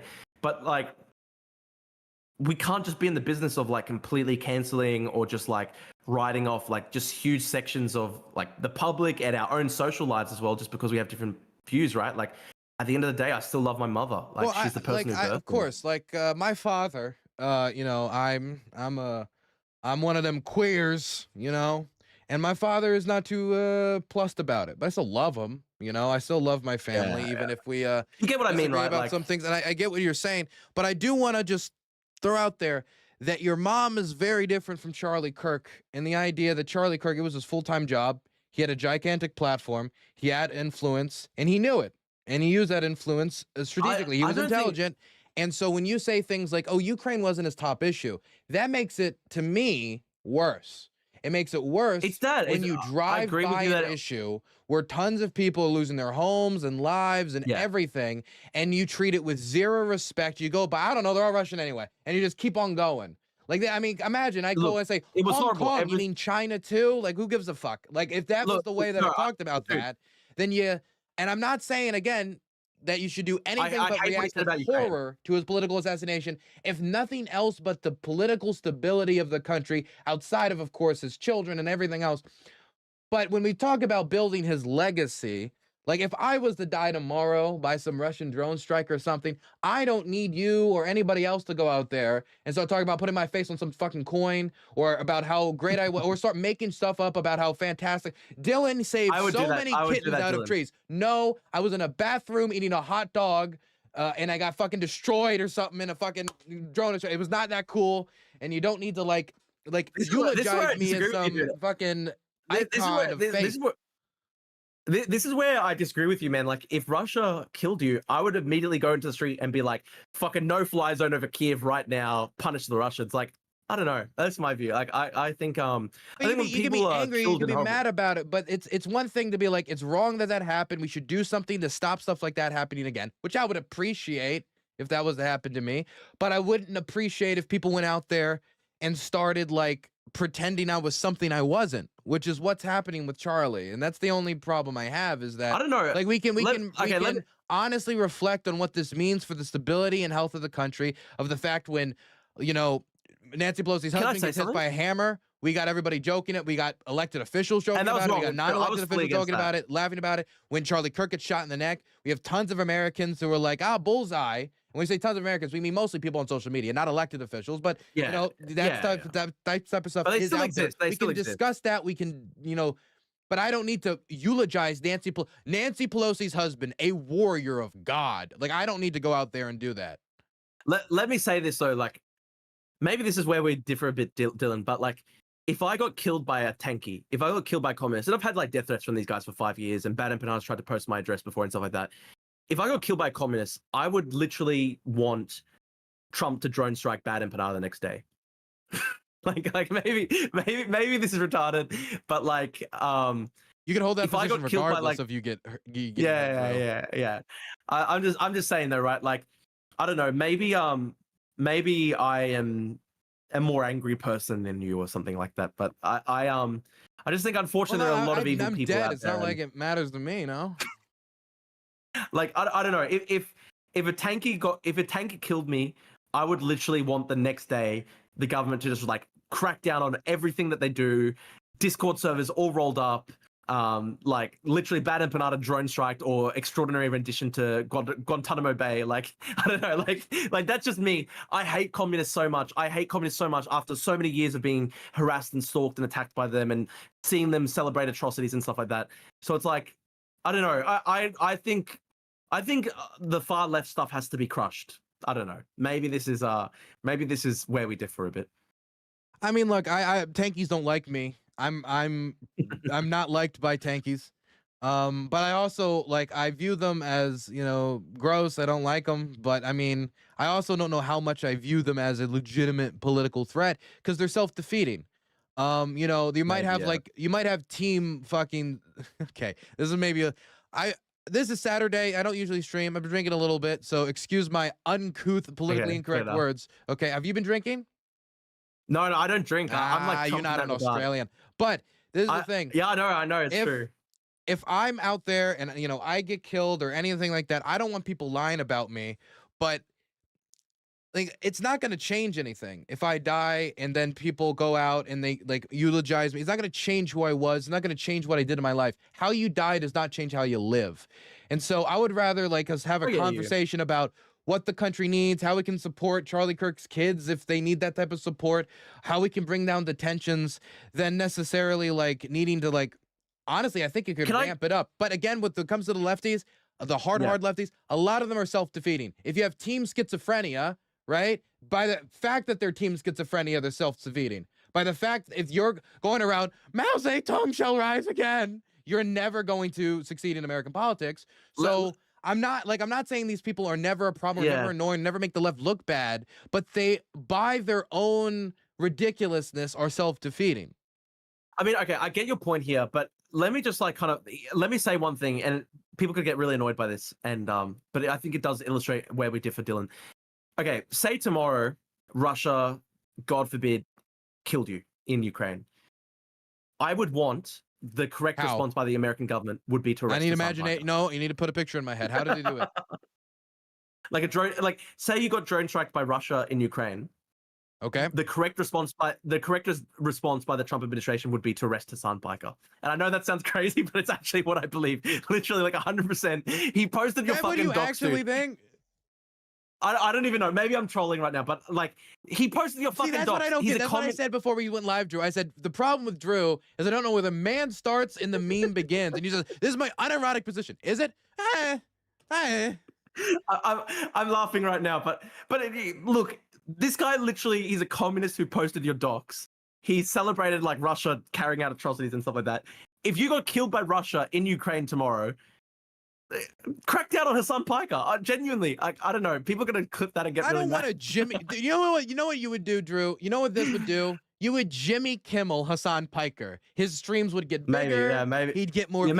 Maybe you're right. And the legacy that you would leave is making the streamer who showed my 9-digit zip code 10 times bigger and get him a bigger house. So no, I don't. Okay, agree. maybe you're right. Okay, maybe you're right there. Okay, I disavow. I take back what I said. Look, it's hard. I'm just very bitter against these people. You have to understand, like, Hassan Piker has literally about 5 different times on his streams called for my death. So it's just like I hate these people so much, man. Well, he said I'm a war tourist pervert, and then I'm like, he says all sorts of stuff that's completely ridiculous. But like, I mean so did many people on the internet. Like I gotta, you just kind of have to deal with it. Look, this actually brings us to a topic I wanted to ask you about. There was I don't know if I have it pulled up. I should have had it pulled up, but I don't. There was a display, and I'll just say what you posted. There was a display that showed a Mexican with a sombrero and 2 Trumpers, what looked like that hanging thing, in somebody's front yard. And so the display you have to admit that was fucked up. Standing next to 2 Trumpers with MAGA hats. Like it was like scarecrows kind of, it's like it's meant as a political display, and they're being hung by the Mexican, and it's meant very provocative display. Now, earlier you told me that as an Australian, you can't really judge American culture too much and tell us what we have to and what we have not to do. Okay. Now, in the United States, we have an obsessive and very stringent culture when it comes to freedom of expression, to the point where the president of the United States accidentally ended up making Jimmy Kimmel one of the most popular people on TV when he's not particularly even that entertaining, in my opinion, right? Okay, sure. That's a good point. My point to you is, whether or not that's offensive, whether or not it seems like it's violent, you bringing a guillotine to the steps of the Capitol building is 100% politically protected speech. The president of the United States right now is trying to make it so wait, let me finish. Flag burners go to prison for years, not months, years. That type of speech, whether how provocative it is politically protected, and you calling for them to be arrested is attacking my culture, Drew. Stop being so multicultural. Okay. Look, I get your point about the fact that I'm not American culture. Listen, okay, I get your point. I'm not American. I'm saying these people should. I think you need to just draw a distinction between like provocative stuff and like actual incitement to violence. And I don't know. I saw that display as like full incitement to violence. And for what it's worth, I think bringing the guillotine to the steps of the Capitol building was also incitement to violence. And I think that also should have been cracked down upon as well. And that's my view as well. So I don't know, like, okay, here's a good example, right? The other day, I think it was like the Department of Homeland Security posted this footage, and it was people protesting outside an ICE facility. It was like one day after that shooting at the ICE facility.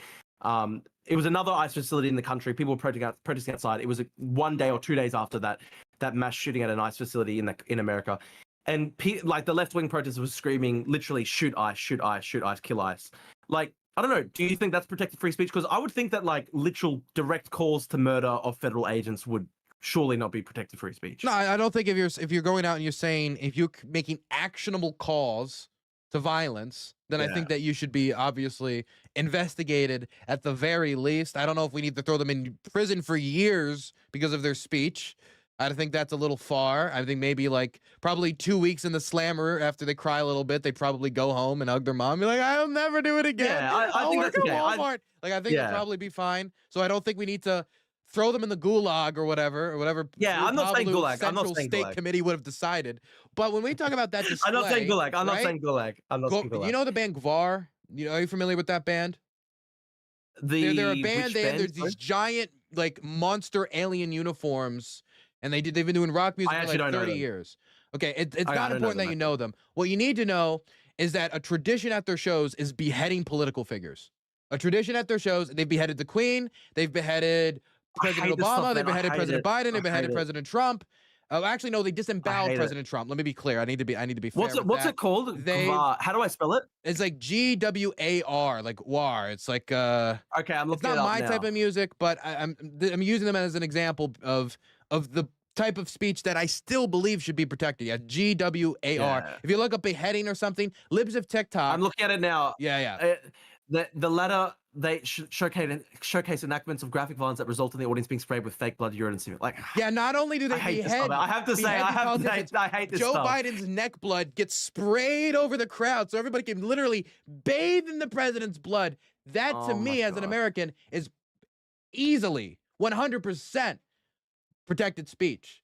Because I get you there. I want you to go as an alien, go find President Biden and behead him at a because it's ridiculous on its face, but they are in and of itself a test of the boundaries of our speech. People who make those types of displays test the boundaries, and when we have people like Donald Trump, who's inherently anti-freedom of expression, this is somebody suing media organizations for over $1 billion because they interviewed Harris wrong. He's saying that news organizations need to be nicer to them if they want to broadcast and have their broadcast license. He's taking out statues that have permits to be there in the middle of the night with no warning, completely against the First Amendment. And these are just like the things that I can name off the top of my head. If we wanted to, I could give you example after example, even before he got into politics, of him suing Bill Maher because of his jokes. And so I am uncomfortable, as a Yankoid, giving the government any more expansive power when it comes to speech outside of what we've already given them. Okay, look, I get your point. I probably agree with you that like it is protected free speech when like Gua and stuff do it, even though I have to say I find it extremely disgusting and I hate that type of shit. I'm a philosophically conservative man, you know. I don't like you know, what is it, heavy metal bands like beheading effigies of political figures. I don't like it. In my heart and soul, I fucking hate it. Okay, I agree that it shouldn't be. I don't like them. Look, I wouldn't do a sombrero Trump MAGA hanging.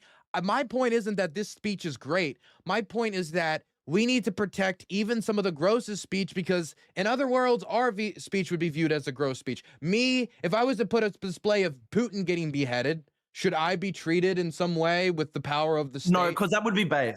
That would be base. Well, that's base because we agree with that. But, you know, when it comes to Donald Trump, it's a little different. Even though he's somebody who said, Donald Trump said, go after women and children in war. I think children. No, it's very different. It's very different.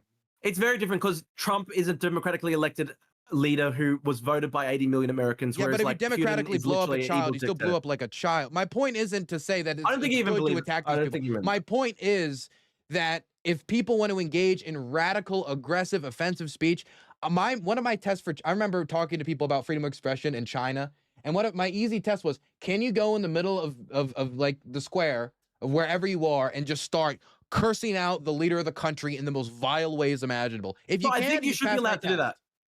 Okay, I think you should be allowed to do that. I think it does become a little bit different though, Dylan, when we're talking about like actual, displays of violence and stuff like. Okay, that example, for example, of the Mexican Halloween demonstration where it's like they put out the coffin and they put the effigy of murdered Trump supporters and stuff like that. Okay, like here's an example, right, of difference. Okay, if that had been essentially like a KKK display and they had an effigy of black people being hung, like of course you would surely be against that, right? I'm against that. I don't think that should be protected free speech. What shouldn't be protected free speech? Say okay, that example in Texas where except it was white men, like a Klan member or two black people or something. Yeah, I don't think that should be protected free speech. Sure. Even clans, even yes. If it was like a KKK, so KKK. If it was Adam Waffen, it should be protected free speech. See, that's where I actually differ with you. I do differ. See, I think this is the difficulty, right? I understand that America has a really strong culture of free speech, and look, I don't necessarily want to change that. All I'm trying to say, right, is as someone who's become like philosophically quite conservative and stuff like that, my greatest concern, what I am so terrified, right? What I find terrifying is the prospect of like civilizational collapse and America collapsing into like civil war, 4 years of lead type stuff. And I desperately want to prevent that. And I just think like stuff like that, like where it's like whether it be like KKK demonstrations of like that type of stuff has existed in our country forever. This is not a new thing. Like I remember going down in like West Virginia with my family and seeing some pretty offensive things on people's front lawn, and like the idea of like Obama being like, this is like, oh God, he posted another thing about Obama. I know how to deal with Obama. It's an easy solution, like the kind of offensive stuff that I would hear.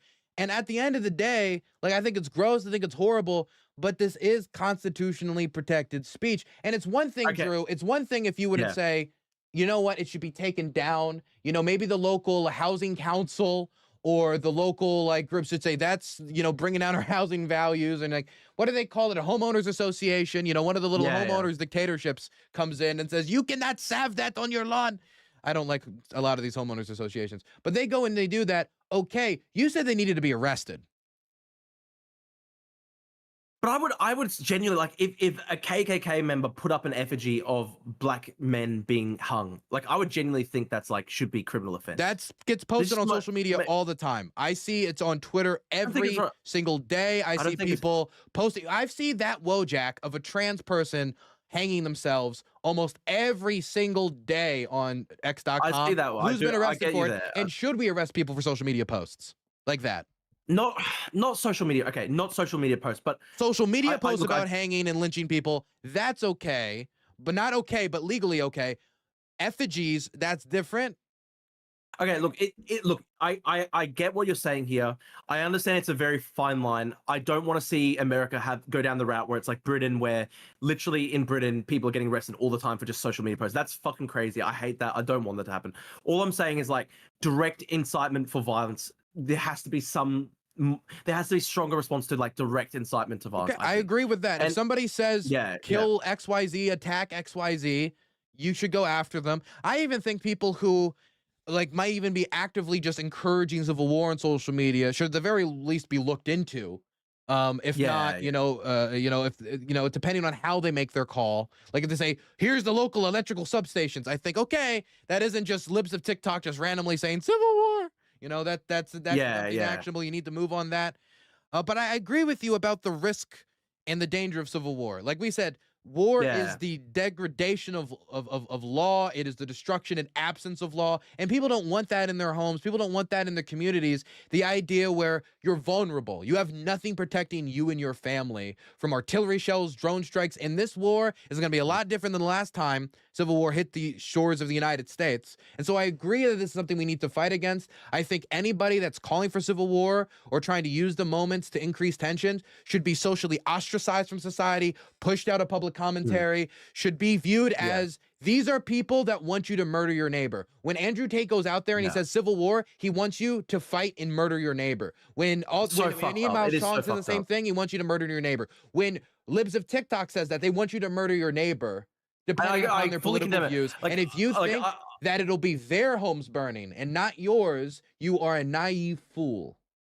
Yeah, look. I want to make it clear as well. Like, I attacked a lot of people, but the person who would think that. No. I get what. I get, fully agree. And look, I attacked a lot of leftists over their commentary about Charlie Kirk, but I also condemned very strongly. There was a right-wing senator in Australia called Ralph Babet, who is like. He's like probably the most MAGA type senator we have in Australia. And he like literally responded to Charlie Kirk's murder by going like, the time for dialogue is over. Go out there, destroy the left. And I fully condemned that. And I said, this is disgusting. This guy is literally like a former real estate agent. And he doesn't understand what war is. He doesn't understand what civil war is. He's telling you to go out and like fucking destroy your life and kill people. And like, he's a fucking real estate agent. So it's like, I fully condemn people on the right who also engaged in that rhetoric. There was a lot of that rhetoric as well right after, obviously, Charlie Kirk's murder. My number one concern is I want to prevent civil war. And I think you would know this, Dylan. Like, people think when you talk about civil war, you're talking about, standing armies in the field shooting at each other. It's not like that at all. What I'm talking about, and I think what you're probably yeah, it's like years of lead. Well, we're talking about the years of lead, and we don't want to have like. I think the most realistic scenario here is like basically the Northern Ireland troubles, but transposed on America, which is like just a fucking horrifying thought, because that would be so many people killed, and it would be just so horrific. So absolutely, I really want to try and prevent that. I really, really want to try and prevent that from taking place in America. I think there's also a growing risk of that in Europe and Britain and stuff like that, and it's a really scary thing. It is scary, and America's like enemies are trying to prey upon this political tension. When you look at the people who are pushing these civil war posts, like a lot of them are bots. Where do you think these bots are coming from? Yeah, it's Why true. would bots have an incentive to push in domestic political divisions in the United States? It's because the Russians or the Chinese or whatever state actor is interested in American political instability, so they can replace the United States on the world stage or fill in the vacuums where America has influence. For example, in the Pacific or transatlantic.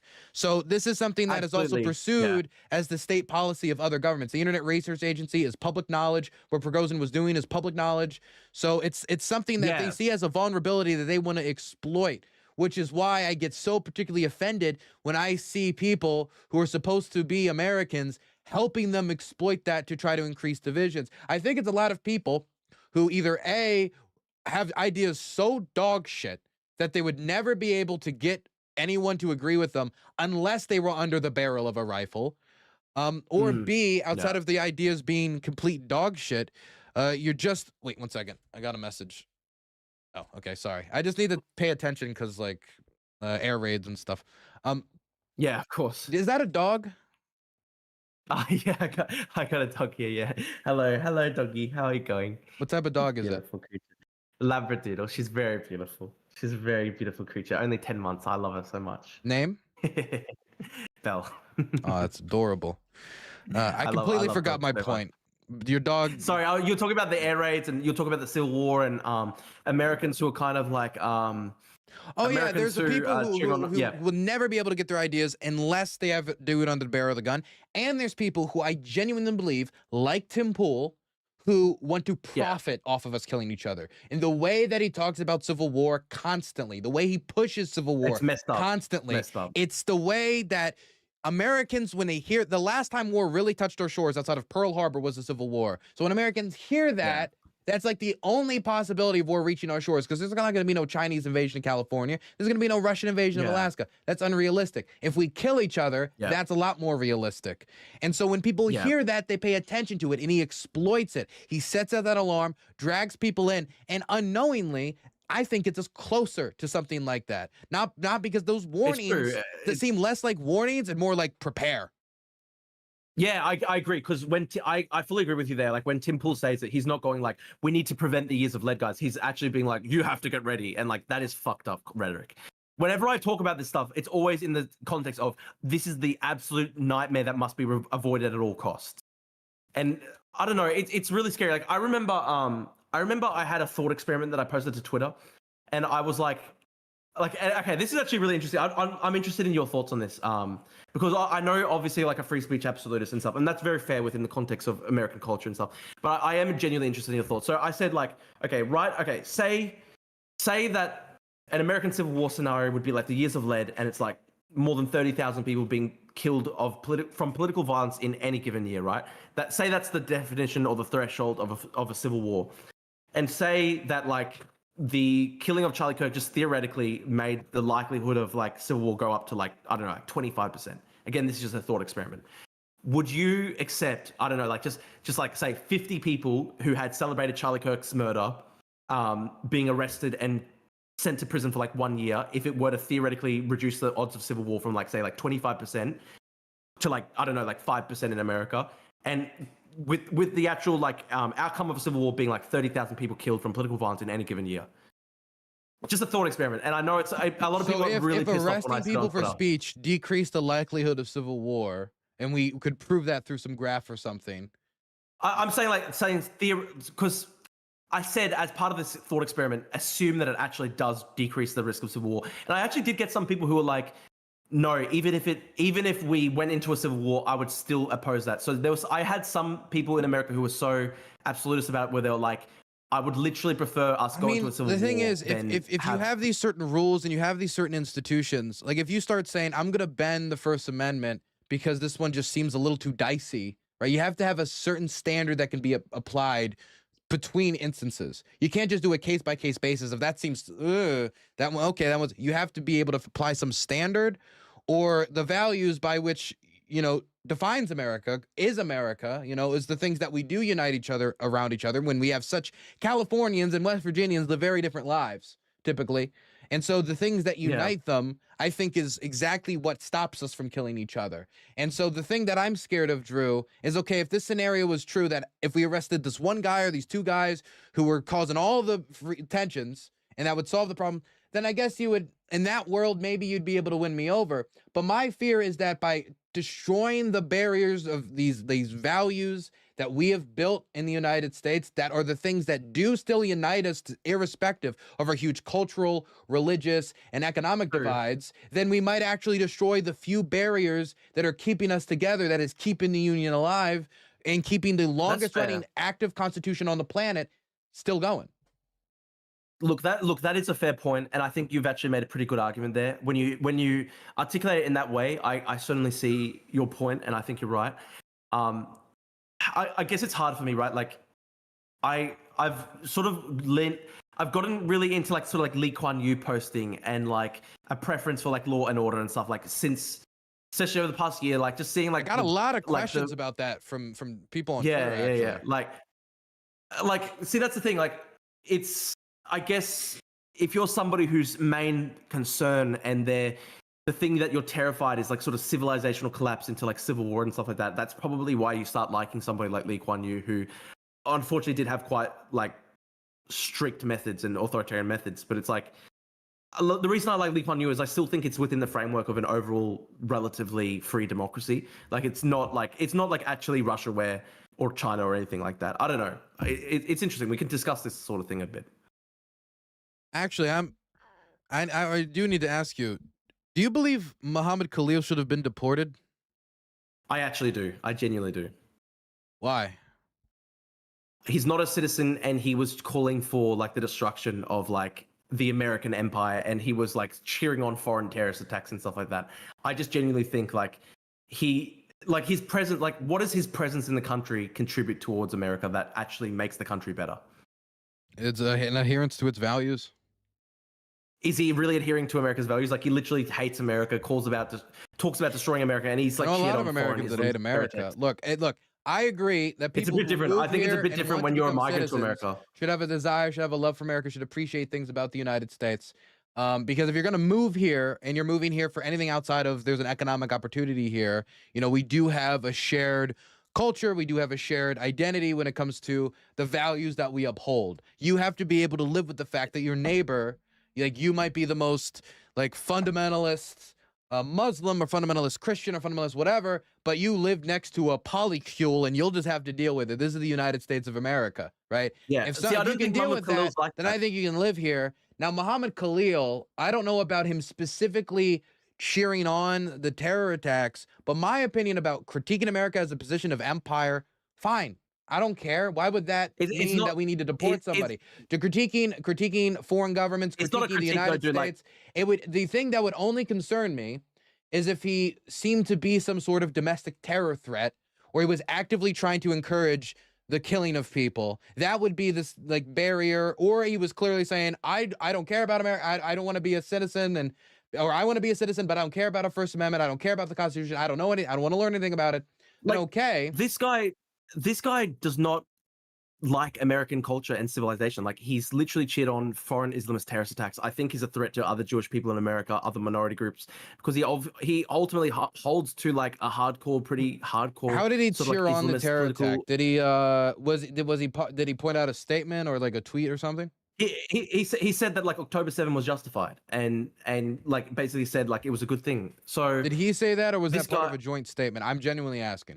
Let me go back to it. I'll try find the exact thing. But I know he's done it multiple times. Like, he went on Ezra Klein's podcast and he responded to Ezra Klein talking about October 7, basically saying that it was justified, etc., etc. So this guy, I just don't understand. I think it is just the height of. There are people in the chat going like Nazi rhetoric from Drew. But here's the thing, like, I just genuinely don't understand, like, what is the justification for somebody moving to America who does not like America politically and culturally and supports like foreign Islamist terror attacks? I just can't see any justification for that. Okay. It's like, it's just such a bad thing. Like if you, I think at the bare minimum, if you're moving to a country, you have to love the country, you have to be patriotic, you have to support the country. I don't understand like what the justification is for like people who hate America to come to America. Here's the problem that I'm running into, Drew, is look, if we can.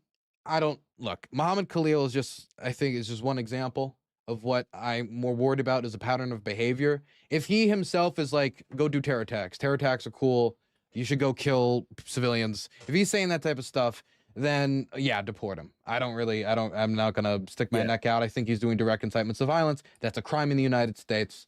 And I do want to quickly say as well, can I say one thing quickly, Dylan? I definitely don't think that people should be deported for just saying something like free Palestine. I don't agree with that at all. I think you can be a Palestine supporter, that's fine. What I'm saying is like the line in the sand, I think, is like where you're actually saying Hamas is good, Hamas is here's my question though. Why is he chosen? Because he's not an American. He's not an American citizen, dude. He's not American. His aggressively anti-Israel stance, his aggressively pro-Palestinian stance, and his aggressively anti-American, which has gotten a lot of attention in conservative circles, which they see as either anti-Semitic or at least certainly anti-Israel, which they view as a strong American ally. And my concern is if we just go and pick and choose, and whoever the current president gets to choose, oh, you don't agree with my foreign policy view here, or you don't agree with this here, then I don't think it's... Because here's the thing, are they going out there and are they deporting people who support settler violence? Are they going out there and are they deporting the people who are supporting Russian bombing of Ukraine? Are they going out there and deporting all these people? Or are they just happy to deport the people who are out there and might flower or sugarcoat or try to play games with what happened on October 7th, which is bad. Yeah. But if we selectively choose on how this is enforced, then it becomes the executive branch choosing that these types of advocacy are fine when it comes to these types of statements, when it comes to their pet political projects, but when it comes to the ones against them, no, that's not okay. Yeah, so let me be clear, right? Like, I don't think people should be deported for being anti-Israel. I don't think people should be deported for criticizing American foreign policy. I think people should be deported if they are Islamic extremists. And I genuinely believe Mahmoud Khalil is an Islamic extremist. He believes in political Islamist organizing. He has basically, he was a main organizer of, he organized rallies at Columbia University that literally said, destroy the American empire. And it's like, how can you justify that guy? I've been on these campuses before. Is he a religious extremist, as in he's like, homosexuality is a sin and you must be stoned, you are XYZ? Or is he a lefty political radical who's like, political Islam is a tool against oppression, XYZ? I think it's more the latter. It's more the latter, but I still think that's extremely bad for America and extremely bad for Western civilization to have people like that. Well, anybody justifying a terror attack, obviously that's bad. But my main concern here again is, if that's the standard, should we also deport anybody who supports settler violence? Anybody who's ever endorsed settler violence, anybody who's ever done that, who said, like, look, like, you know, that's the land of the Jews, that they deserve it and they should have left. Look, if somebody is if somebody is living in America and they're not an American citizen and they're literally calling for genocide, then it's a very strong case that they should be deported. In any case, I think. Okay, but so if somebody says they support settler violence, Should they be deported from the Yeah, United States? look. If somebody's not an American citizen and they're literally saying that people should go out and like genocide Palestinians, I don't think that they should be in America either.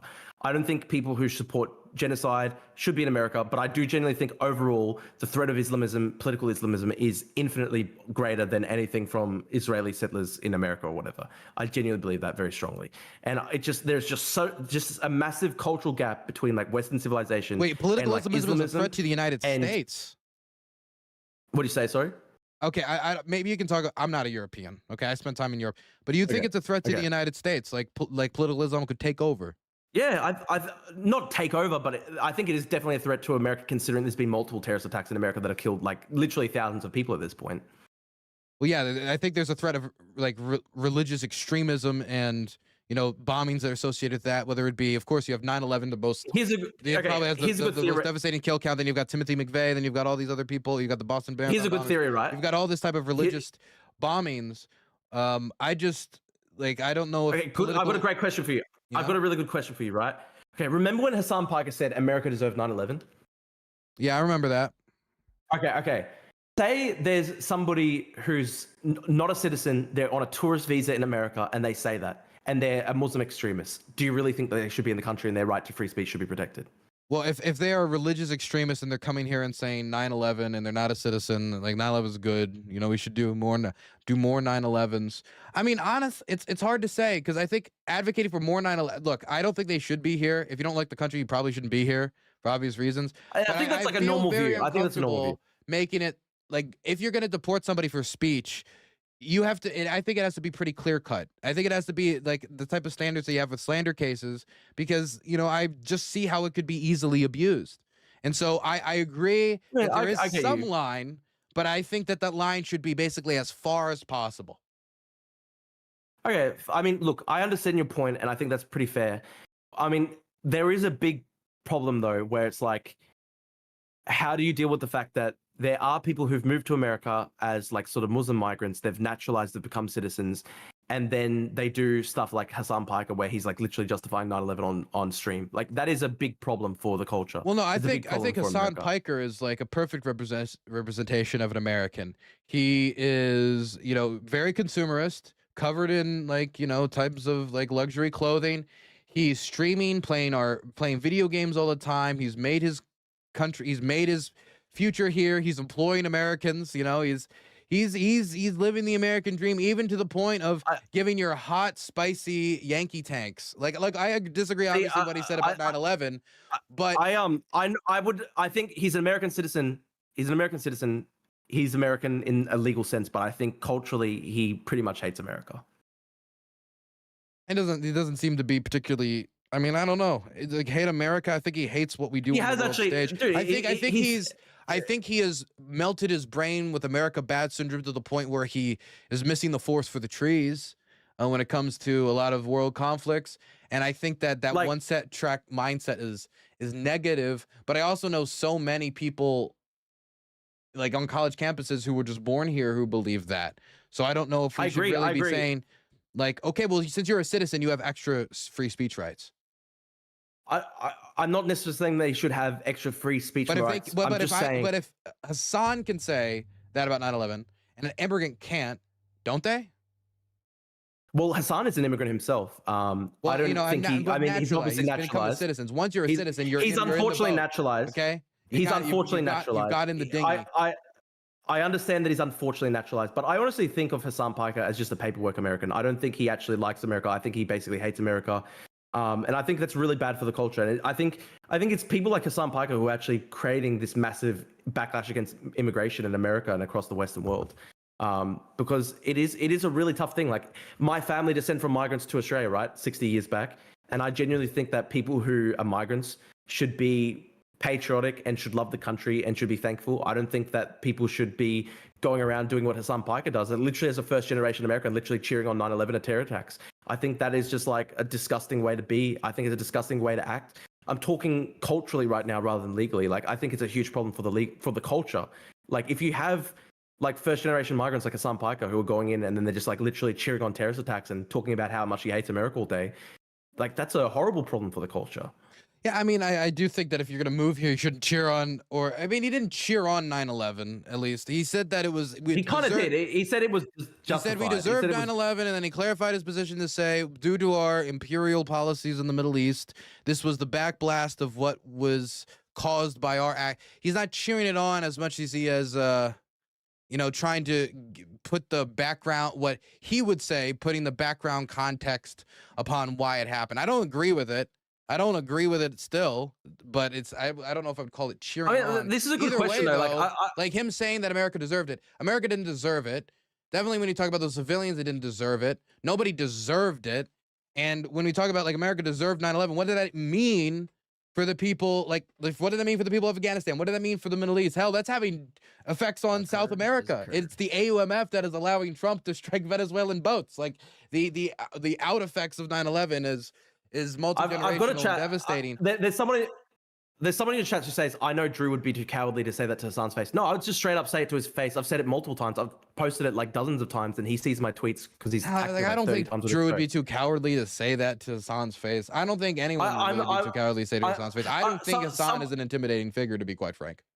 Someone said Hassan's born in New Jersey. Sorry, I actually didn't know that. I didn't realize he was born in America. But look, was he born in New Jersey? I thought he was born in Turkey. I thought he was born in Turkey. But like at the end of the day, like he grew up in Turkey, I'm pretty sure, and like he does talk about himself. Yeah, New Jersey, New Brunswick. Huh. Yeah, so I don't know. Look, Hassan talks about himself as like a kind of first generation migrant. Like that's how he kind of frames himself. He says I grew up in Turkey. I could have sworn he was 40. But anyway, all I'm saying, right, is like, he talks about himself basically as a first generation migrant. He says like, I was born in Turkey, I grew up there, and then he moves to America, and then he's just talking about like how much he hates America all day. He's talking about, oh, America deserved 9/11, one of the worst terrorist attacks that ever took place in American history and stuff like that. And all I'm saying here, right, is like, I think it's so bad for the culture for like first generation migrants to act like that and behave like that, and it creates a massive backlash. It really does. Okay, but in this case, like, he was born here, so like, does it create a backlash against what? I think it just creates a backlash overall against like Muslim migration to America. And I'm not saying it's necessarily a good thing, but I'm just saying like, if there are Muslim migrants to America who then cheer on 9/11, like obviously that's going to make people pretty unhappy. I think that's just like a statement of fact. I'm not agree even that saying if people get that perception, or it's created by those people saying that, which they shouldn't say that. Yeah, obviously that's going to be devastating for relationships between immigrant communities. I will say though, yeah, that's exactly what I'm saying. This is kind of uniquely attuned to take in immigrant populations. We've got to have a pretty decent history at it. All I'm saying though is like, it's pretty devastating for relations between like migrant communities and non-migrant communities to have like people like Hassan Piker who talk about themselves as immigrants and then just go out and just say America deserved 9/11. Like, we took in so many Sicilians and we're still functioning as a country. That's an achievement in and of itself. I mean, that said though, I've had these long debates and discussions with this guy on Twitter called Shagzadeh. He's a really smart guy. He's like a Shia Muslim scholar, and he's like one of my favorite Muslim guys. He's a really smart guy, Shagzadeh. And even he says this. He goes like, the amount of trouble that was created from like just even like the Sicilian kind of mafia and stuff like that, it did actually change American culture to an extent, because they had to kind of invent like RICO laws to try and like crack up these mafia gangs and stuff, and a lot of people make the argument that like the RICO laws are really illiberal, like it, so in a way that America kind of had to sacrifice some of its liberal kind of, America had to make it kind of like a sacrifice in how its legal system operated as a liberal legal system, to try crack up the Sicilian mafia. And that in itself is kind of a sad thing. And not saying that I think Italian migrants overall have been a great benefit to America and across the West, of course. And I'm literally a Greek migrant, so I can't even talk. But I'm just saying, like, all I'm trying to make the point is like, and Shagzadeh makes this point, is literally a Muslim migrant himself. It's like there are these big cultural trade-offs that do take place, and it does take, like in the case of Italian migrants, it actually did take generations to assimilate people. Even in the Greek community, like my family's like third, fourth generation, and it takes generations, I think, to assimilate people pretty fully. Yeah, it's also questions about where people go. Like, for example, if you get a bunch of people in an enclave and you keep them in an enclave, it's going to be much harder for you to integrate those people. Whereas if they're dispersed amongst populations that they're forced to live next to people who are different than them, not only is there going to, like, I think that kind of eliminates this in-group, out-group mentality immediately, because you're forced to kind of be part of the group, but it also means that, like, you're kind of forced to learn the language. You're forced to integrate with people who are different than you. You're kind of forced to figure out the pluralistic values of the society. And so, I mean, a lot of it has to do, I think, really with management. And I think that we've gotten through time better and better in the United States at managing immigration, honestly. People talk about how bad it is now, but I mean, you should go look at the old cartoons and stuff they were producing in like the 1920s and 10s and such. No, look, I actually think that you are right to an extent that America's gotten better with dealing with migration over time and stuff like that. I think it's a lot worse in Europe. I think Europe just struggles with integration like on a much deeper and more profound level because like Muslims in America are actually quite integrated. Like you look at Texas and these guys have like massive pickup trucks and they actually do assimilate like I think it's partly because like probably migrants to America are much more educated and stuff like that, whereas Europe was taking in a lot of people who like you couldn't really verify where they even came from. And I think there's been some pretty big disasters in Europe in terms of assimilation and integration and like, you know, massive ghettos that have formed and unfortunately a lot of violence and stuff like that. So it's very difficult, man. Like I'm trying my best. I want to try and prevent like civil conflict, civil unrest, civilizational collapse. I'm really worried that the state of things right now across a lot of the Western world is getting really grim. Yeah, I think I'm worried about political resurgences of like illiberal parties who are trying to offer the same dog shit solutions that have never worked to the problems that we face today. I am worried about that. Can we discuss this? I think this would be really interesting. I had a post. Let me send it to you. Can I? Sure, I'm willing to discuss whatever it is. Send it to me. Yeah, okay. Let me send this to you because this is like my theory of like how do we stabilize the situation. Hang on, okay, I'll send it to you over Discord, and I don't know, maybe you can put it on your screen somehow or something like that. But let's discuss it quickly because I think this is my analysis of right-wing populism, why it's on the rise across the Western world, and I've got a proposal to try and stabilize the situation and make things less worse. But you might disagree with it, so it'd be interesting to discuss. Okay, 1 second. Let me see if I can get this up on the screen here. Let me just move us down. There it is. I'll read this for the people at home. Let's go through it. White demographic decline is at the core of the rise of right-wing populism across the Western world. Governments could lower the tensions if they introduce Singapore-style migration policies to ensure demographic stabilization and cultural continuity. Singapore was 77% Han Chinese in 1970, 74% Han Chinese in 2020. It is still a diverse and multicultural society. They just don't want Han Chinese to become a minority.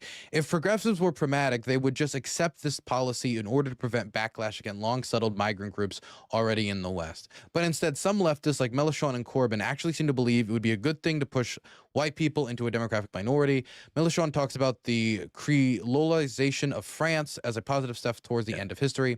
Mainstream Democrats used to engage in outright demographic triumphalism, arguing that changing demographics would forever prevent future right-wing victories in American presidential election. This theory collapsed in 2024 as Trump made major inroads with Hispanic and Black American men. Part of this was by convincing these groups that they were part of an overall heritage of American identity that was being threatened by mass illegal immigration. Anyway, my point is that progressives in the West would stop doing left-wing great replacement demographic triumphalism posting if they were in any way serious about lowering the political temperature across much of the West. They could prevent the return of widespread ethno-nationalist thinking if they stopped freaking people out with left-wing great replacement triumphalism and adopted a pragmatic Singapore-style model which would erase some level of multicultural diversity and protection of long-settled migrant communities. But sorry, I would say ensure some level of multicultural diversity and the protection of long-settled migrant communities. So I'm actually trying to say like we want to protect ethnic minority groups from a backlash from like the far-right populism and stuff like that. Mm-hmm. Sorry, you keep going. But they can't really seem to help themselves. I think most of them are blank slatists in the sense that they refuse to make any cultural distinctions between any groups of people anywhere. Many of them are post-nationalist in their political feeling and look down on anybody with conservative attachments to place, community, ancestry, and cultural continuity as irredeemable chuds. And I think they believe that somehow making white people a minority in every country on earth would solve racism once and for all, even though, one, white people didn't invent racism. We didn't? I thought we got credit for that. Damn it. Every group of people on the planet is capable of racism, as evidenced by constant ethnic conflict throughout the entire world over the course of the entirety of human history. 2, they're actually just massively raising the saliency of race as a political issue for white people who heretofore were one of the most tolerant groups of people on the face of the entire planet through the 1970 and 2020 period. If you look at surveys, the level of ethno-nationalist feeling among white people over the last 50 years over the past 50 years has been among the lowest in the world, which is why white countries were the first in the modern history to actively encourage non-discriminatory immigration policies. So I'm interested in your thoughts. Thank you for coming to this TED Talk. Sorry, continue. Yeah, and I said one thing as well. I said I believe that this would actually appeal to ethnic minority groups because we can protect them from the actual like insane Hitler types who are trying to like advocate like full-scale purges. We say no, we'll ensure and protect a level of ethnic diversity and cultural diversity in our societies. We just make people less freaked out about mass demographic change. So I'm an American, and I grew up in gorgeous Prince George's, Maryland, which is a majority black county. It's actually one of the wealthiest black counties in the country. It's where Frederick Douglass is from.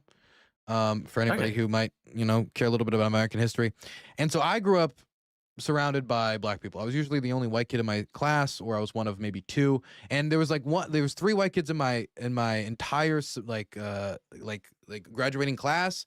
And I found out in the last year that one of them was my cousin. So, okay, right. I was surrounded by people of different races. I don't give a fuck about the race. I don't care about like whether they are coming from German, Mexican, Somalian. Like none of that really matters to me. Culture, values, that matters to me. Whether or not the type of man behind the skin is the thing that ultimately matters for me. And so if we were making sure that people who are coming from countries that have a less developed view on, say, the rights of the individual, or coming from a country that has different views when it comes to civil liberties, different views when it comes to certain sexual or religious minorities, that you would have to make sure that you're not bringing in a huge percentage of the population into one city or one community with no knowledge of exactly what are the values that they're bringing.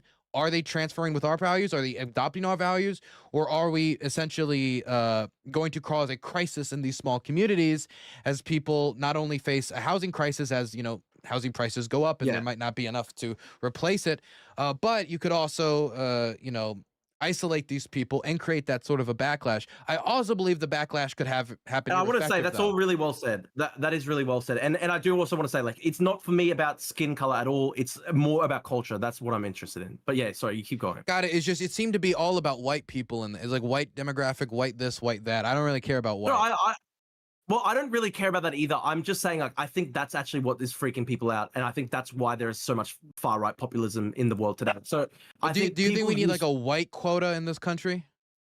No, I don't think that at all. I think all I'm saying though is like, sorry about the dog. Yeah, no, I'm not talking about skin color or quotas in that sense. All I'm saying is I think that is why people get freaked out about mass migration. I think that's actually at the core of the doggy. Sorry, shh. I think that's why people are getting so freaked out about mass migration, because it's just mass demographic change, and it's not necessarily about skin color, but it's actually more just a proxy for culture and all that sort of stuff. And that's what I'm talking about, like mass cultural change, mass demographic displacement. Yeah, I think, by the way, the dog disagrees. The dog agrees with me, okay? Obviously. She's barking at something. I don't know Obviously. What it is. But, I mean, I agree that culture, values, these things matter. And this is something that, if a society values this, should be protected, should be promoted to some extent. I'm not really against that.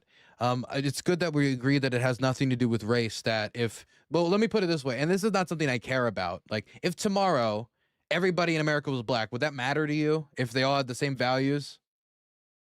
Like, look, I think if you just completely swapped, like if just white people just evaporated, like I don't know. I think if white people evaporated, like that would be pretty bad. I mean, it's like, I think blue eyes are pretty. I'm a little biased in that category, but there's certain things that would be, but to me, like that stuff, like I don't believe 300, 400 years from now, my ancestors need to look of the complexion that I have, or I don't think it's not as necessarily strict as that. All I'm saying is that like if you just say like flip a switch and suddenly I'm just trying to figure out how much different. race Like, as a factor matters to you. okay, here's a good example, right? Like, okay, Japan is like, I don't know, like 98% Japanese or whatever. If we could flip a switch tomorrow and Japan was just completely like every single person in Japan was Irish ethnically, but then they spoke Japanese and they had the same Japanese culture, I still think people would be like, wait, what happened to Japan, right? Like, well, I mean, people obviously think... people would ask questions if all of a sudden a leprechaun led the Japanese, but that's what I'm saying.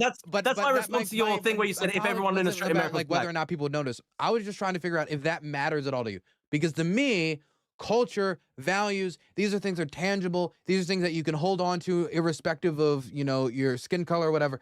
That to me matters. Yeah, the skin color to me is next to worthless, if not worthless in its entirety. As a quote, like, because when I look at this, it's white demographic decline. White demographic decline is at the core of the rise of right-wing populism. So I would just say, ask you, can we? And I'm not necessarily endorsing that. I'm just saying, do you think that make sure that people come here either are coming here because they have some culture and values that are American, or they're coming here because they want to adopt it and they want a taste of that dream and it sounds nice? Let me just quickly clarify as well. Like, I'm not necessarily endorsing this. What I'm saying is like, okay, if I asked you this question, right, I think you'd probably agree with me.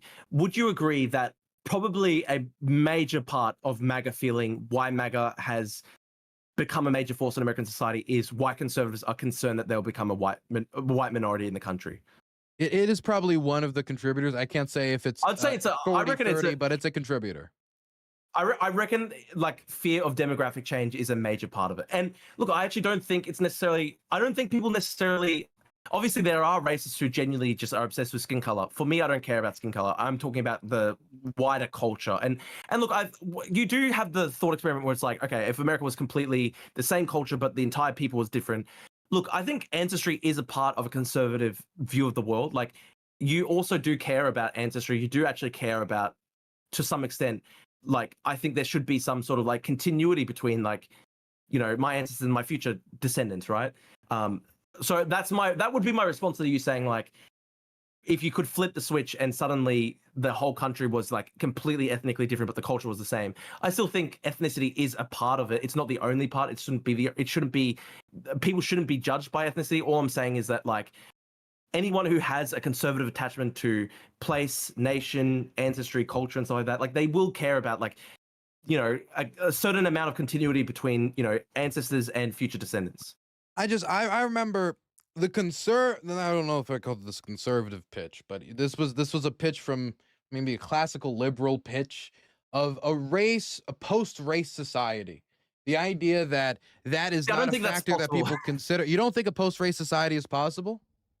Okay, people said that a post-race society was possible after Obama, and did Obama's election create a post-race society? No, but I don't know why Obama would be the ultimate. We had a black president. Racism is over. All races. Yeah. Like, I don't think anybody was saying that. But a lot of people were saying that a lot of liberals thought that would happen. Times are changing, which was true. I mean, after Obama became president, we've had not only another black person run for president, a black woman run for president, and get pretty close.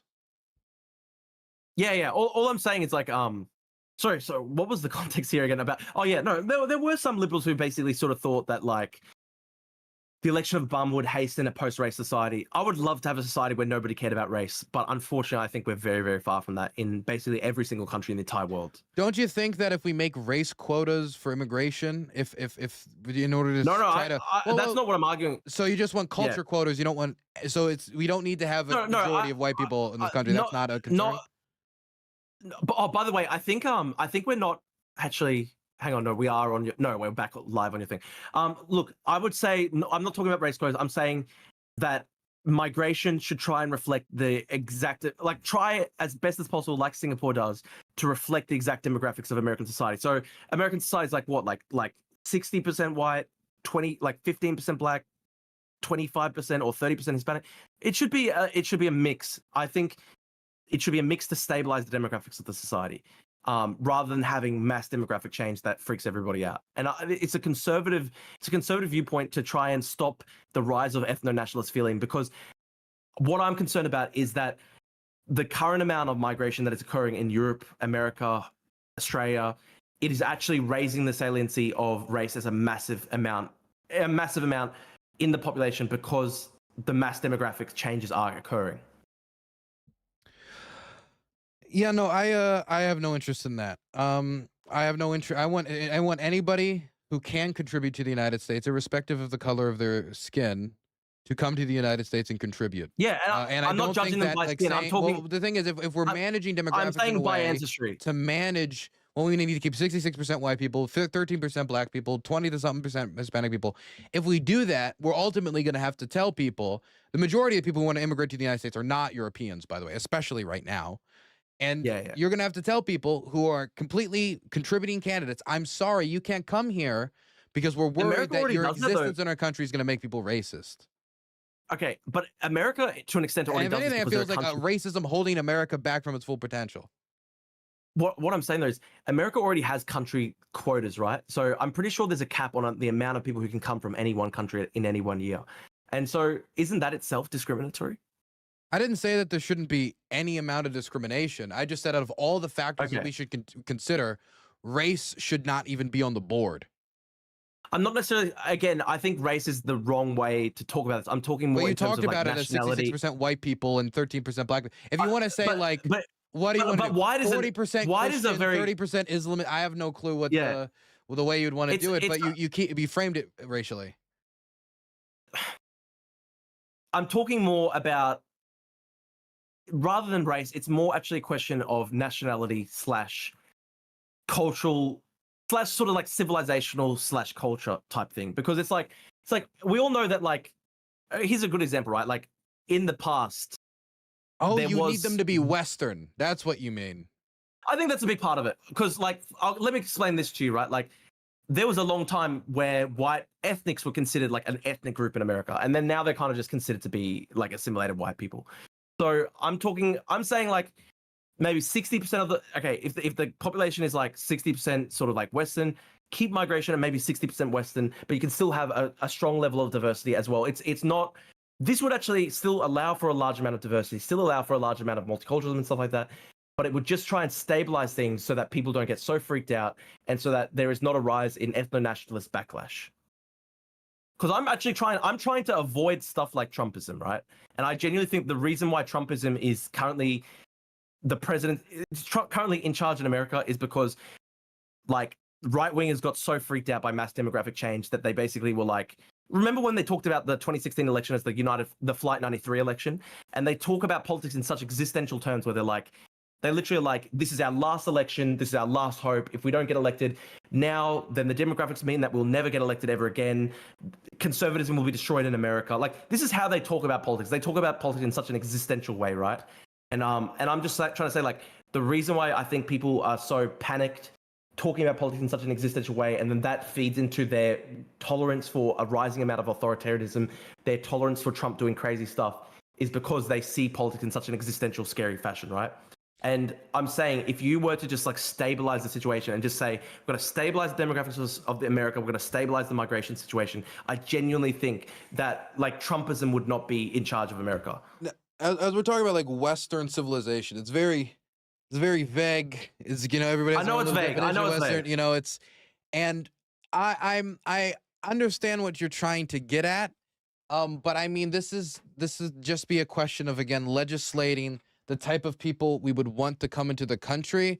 But what you're saying about these values and Western values, the idea of what you view Western values, which somebody else might view Western values, is very different. I was saying somebody in Hungary who might support Viktor Orban views Western values is very different than what I view as Western values. Somebody supports Fico in Slovakia, probably different as well. We can go down to, we go to Serbia, we go to wherever, and I'm sure we're going to have a very different interpretation of what's Western values when it comes to certain maybe amounts of religiosity versus civil liberties versus XYZ.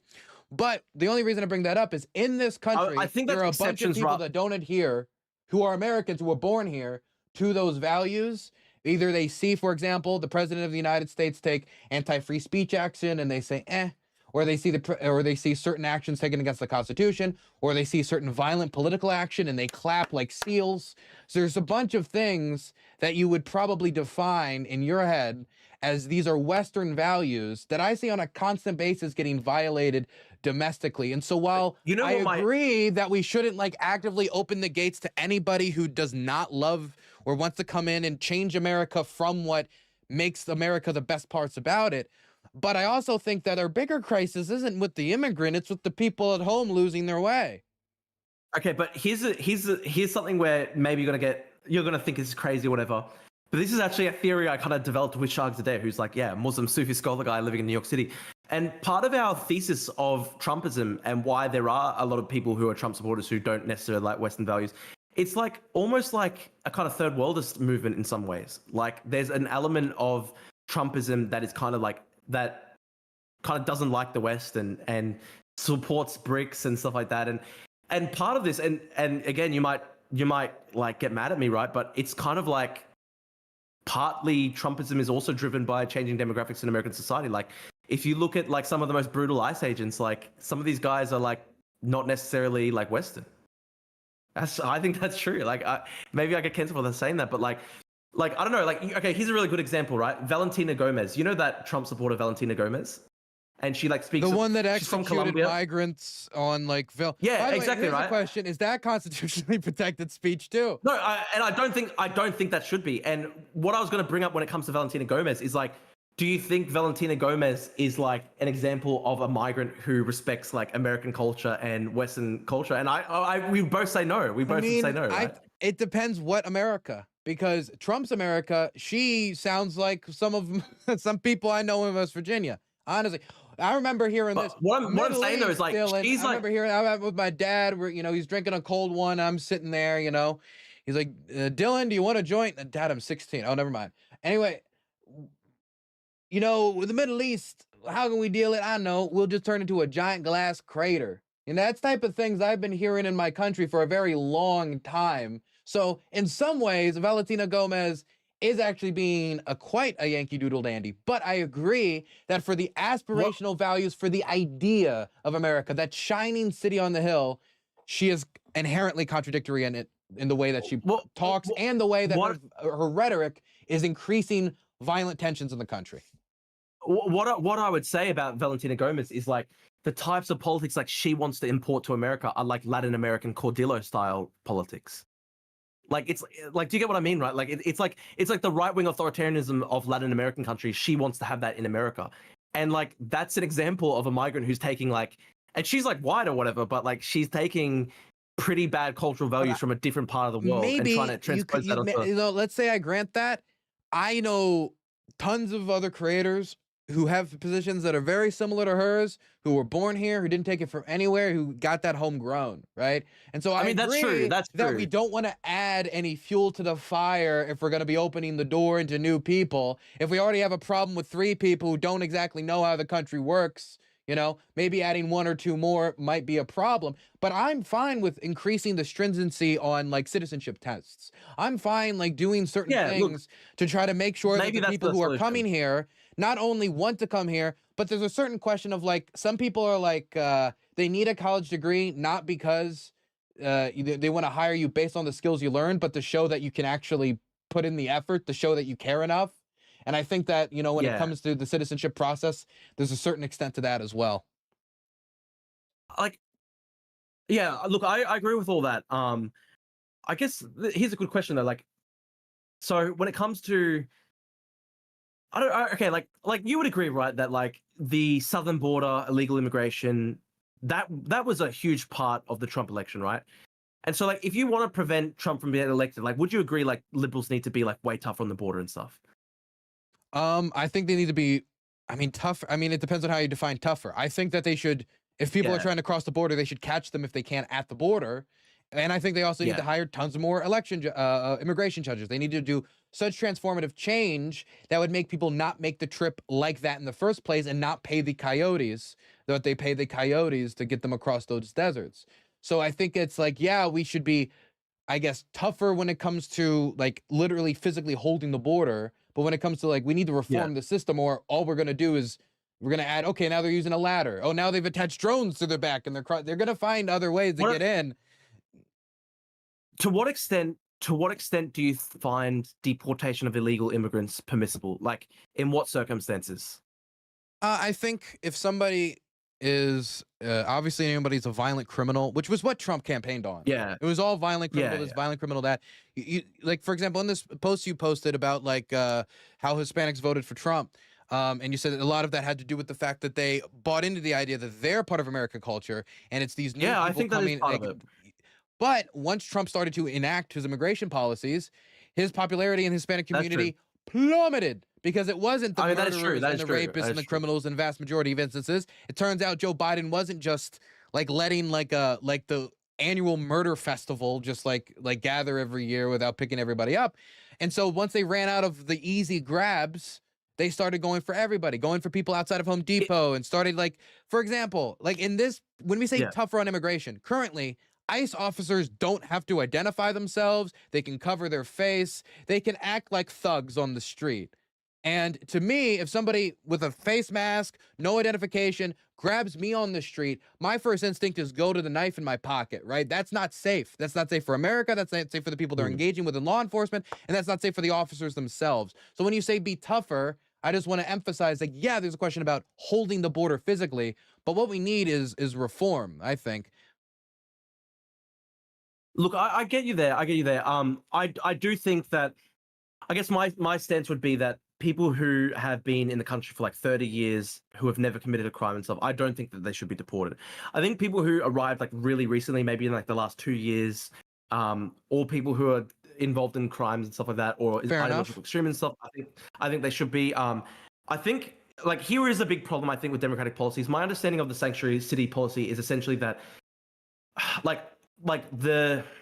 a lot of these urban democratic cities will prevent ICE agents from literally going to county jails and stuff like that to like round up migrants who are in jail and stuff like that.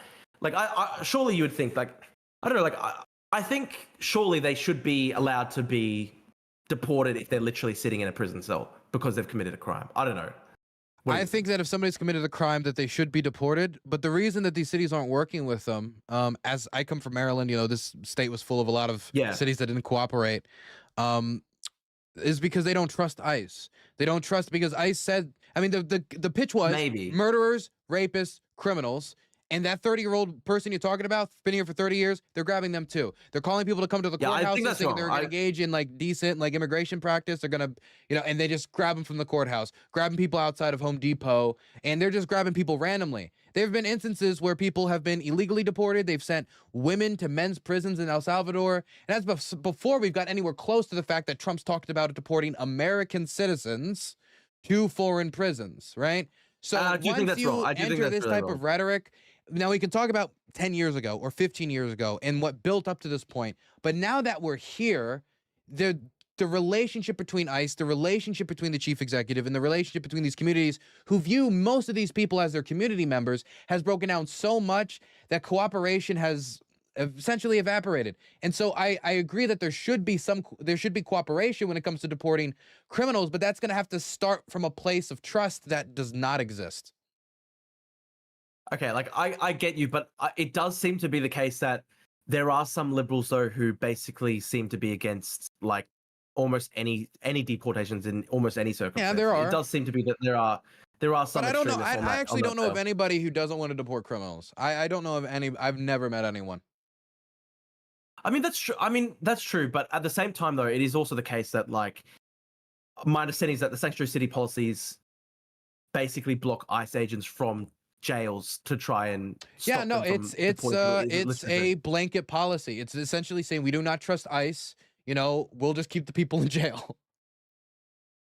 I don't know, but like, if somebody's in jail for a pretty good reason and they don't want, like, wouldn't it, okay, it's like, okay, it's one thing, right, to say like, okay, these cities don't trust ICE, okay, fair enough.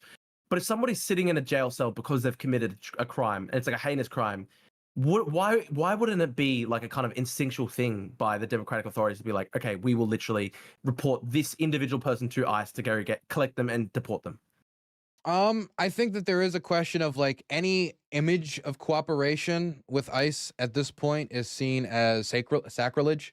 considering what ICE has been documented doing. I think that's now bad whether for the or country, not that shows that now you could say that shows a lack of prudence, which could be fair when it comes to, for example, ex-murderer McGee, who came from like Guatemala or whatever.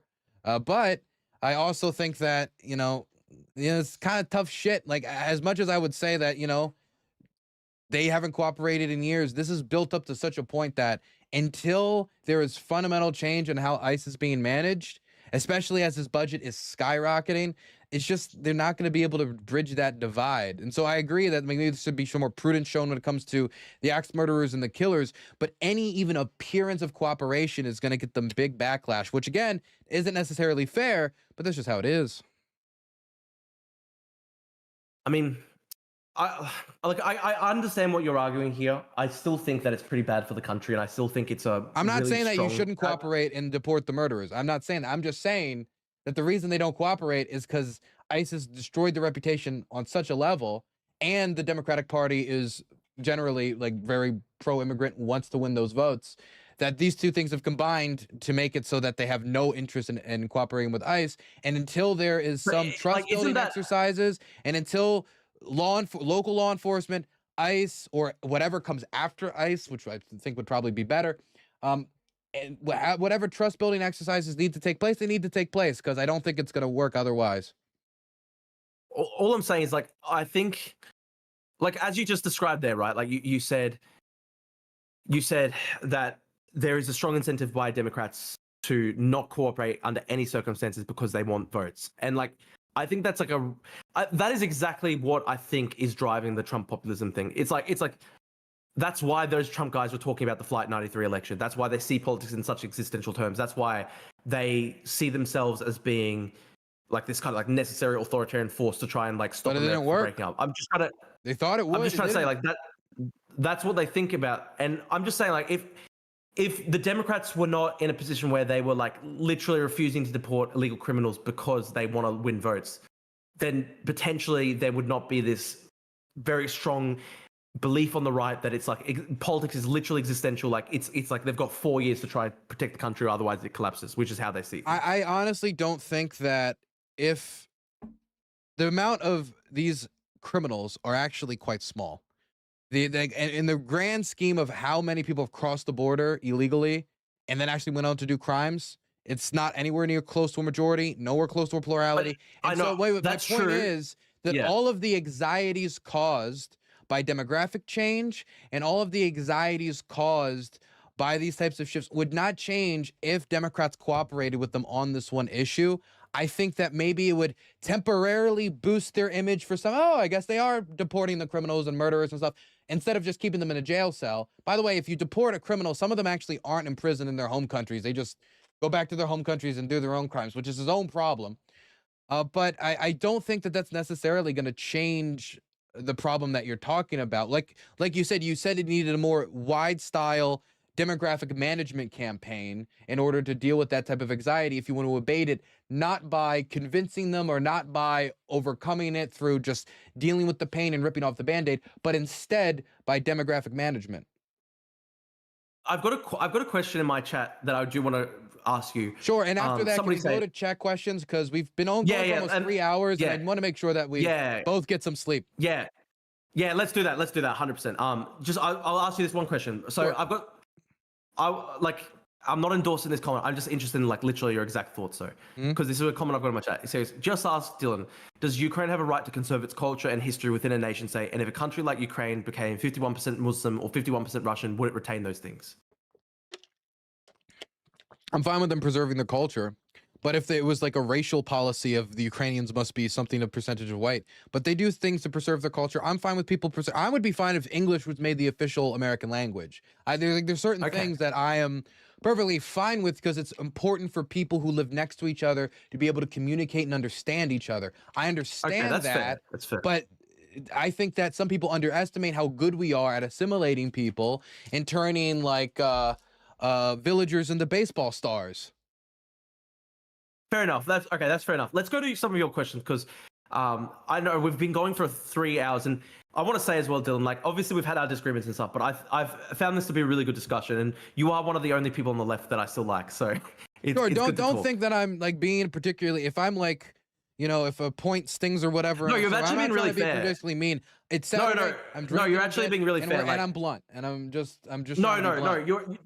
No, you're actually very fair. You're the Malcolm X fucking Charlie Kirk poster. You can't talk about rage bait. Oh, you offended. You're the last. No, you're not actually rage baiting. Like I debated Wick the other day, and like Wick was like way more like you know, worked up and with animosity. Like you've actually been very fair, and I think it's been a good chat. But yeah, let's go to some of your chat questions. I know it's surprising that I'm fair. Okay, chat. If you have any questions, throw them out. I have some listed here. One second. Should I read you just the good ones or the bad ones? Yeah, well, whatever. I'm fine. I know there's going to be some very hostile ones. I've been reading your chat the whole time. People, I understand it, so it's fine. You can read out. Yeah, my chat, like, there's people in my chat who like you. Most of them, I'll be blunt. Most of them do not like you, Drew. I know. Like they're quite left wing. I think it's interesting. Maybe because we've both been to Ukraine and stuff. But you've been very fair to me. Whereas your chat is like kill Drew. But it's okay. We'll discuss. No, it's not kill Drew. Just some lashes. Yeah. Okay, let's go to some of these questions. Okay. Let me read some from Twitter first because they were the first ones who asked. Okay. This is from Mercury29. Mercury29, what a name. Let me bring this message up on screen so people can see it. If I can grab the fucking thing. I cannot grab the damn thing. This is obviously Drew's fault. There we go. Is that it? Yeah, there we go. Ask Drew why he cares so much about migrant crime than any other type of crime. For example, Dallas has a higher murder rate than London by a long shot, but conservatives act like London is a more dangerous city. It is okay. Like one, I won't go there. But anyway, what I was going to say is like, look, America overall has. Okay, I'll quickly say this. America overall has some really fucked up crime statistics. There are major cultural problems, unfortunately, in the African American community and other communities. It's a lot of it is from poverty. A lot of it is from inequality over decades and generations. So I'm not going to pick on them or whatever. I'm just saying, like, obviously, America has a number of factors. Like, you know, there's been long-term poverty and discrimination stuff and inequality with the African American community. America's also awash with guns. So look, there's all these factors that combine to make America have a much worse crime rate than European countries and other Western countries. That said, I think it is very important to talk about migrant crime because here's the thing, right? Every country on earth will always have, unfortunately, a certain level of native homegrown crime rate. You can just never stop that. It's unfortunately always going to be a part of every single society on the planet because my actual view is I think just like maybe 2% of the population everywhere is just like psychopathic and it's just capable of carrying out terrible crimes.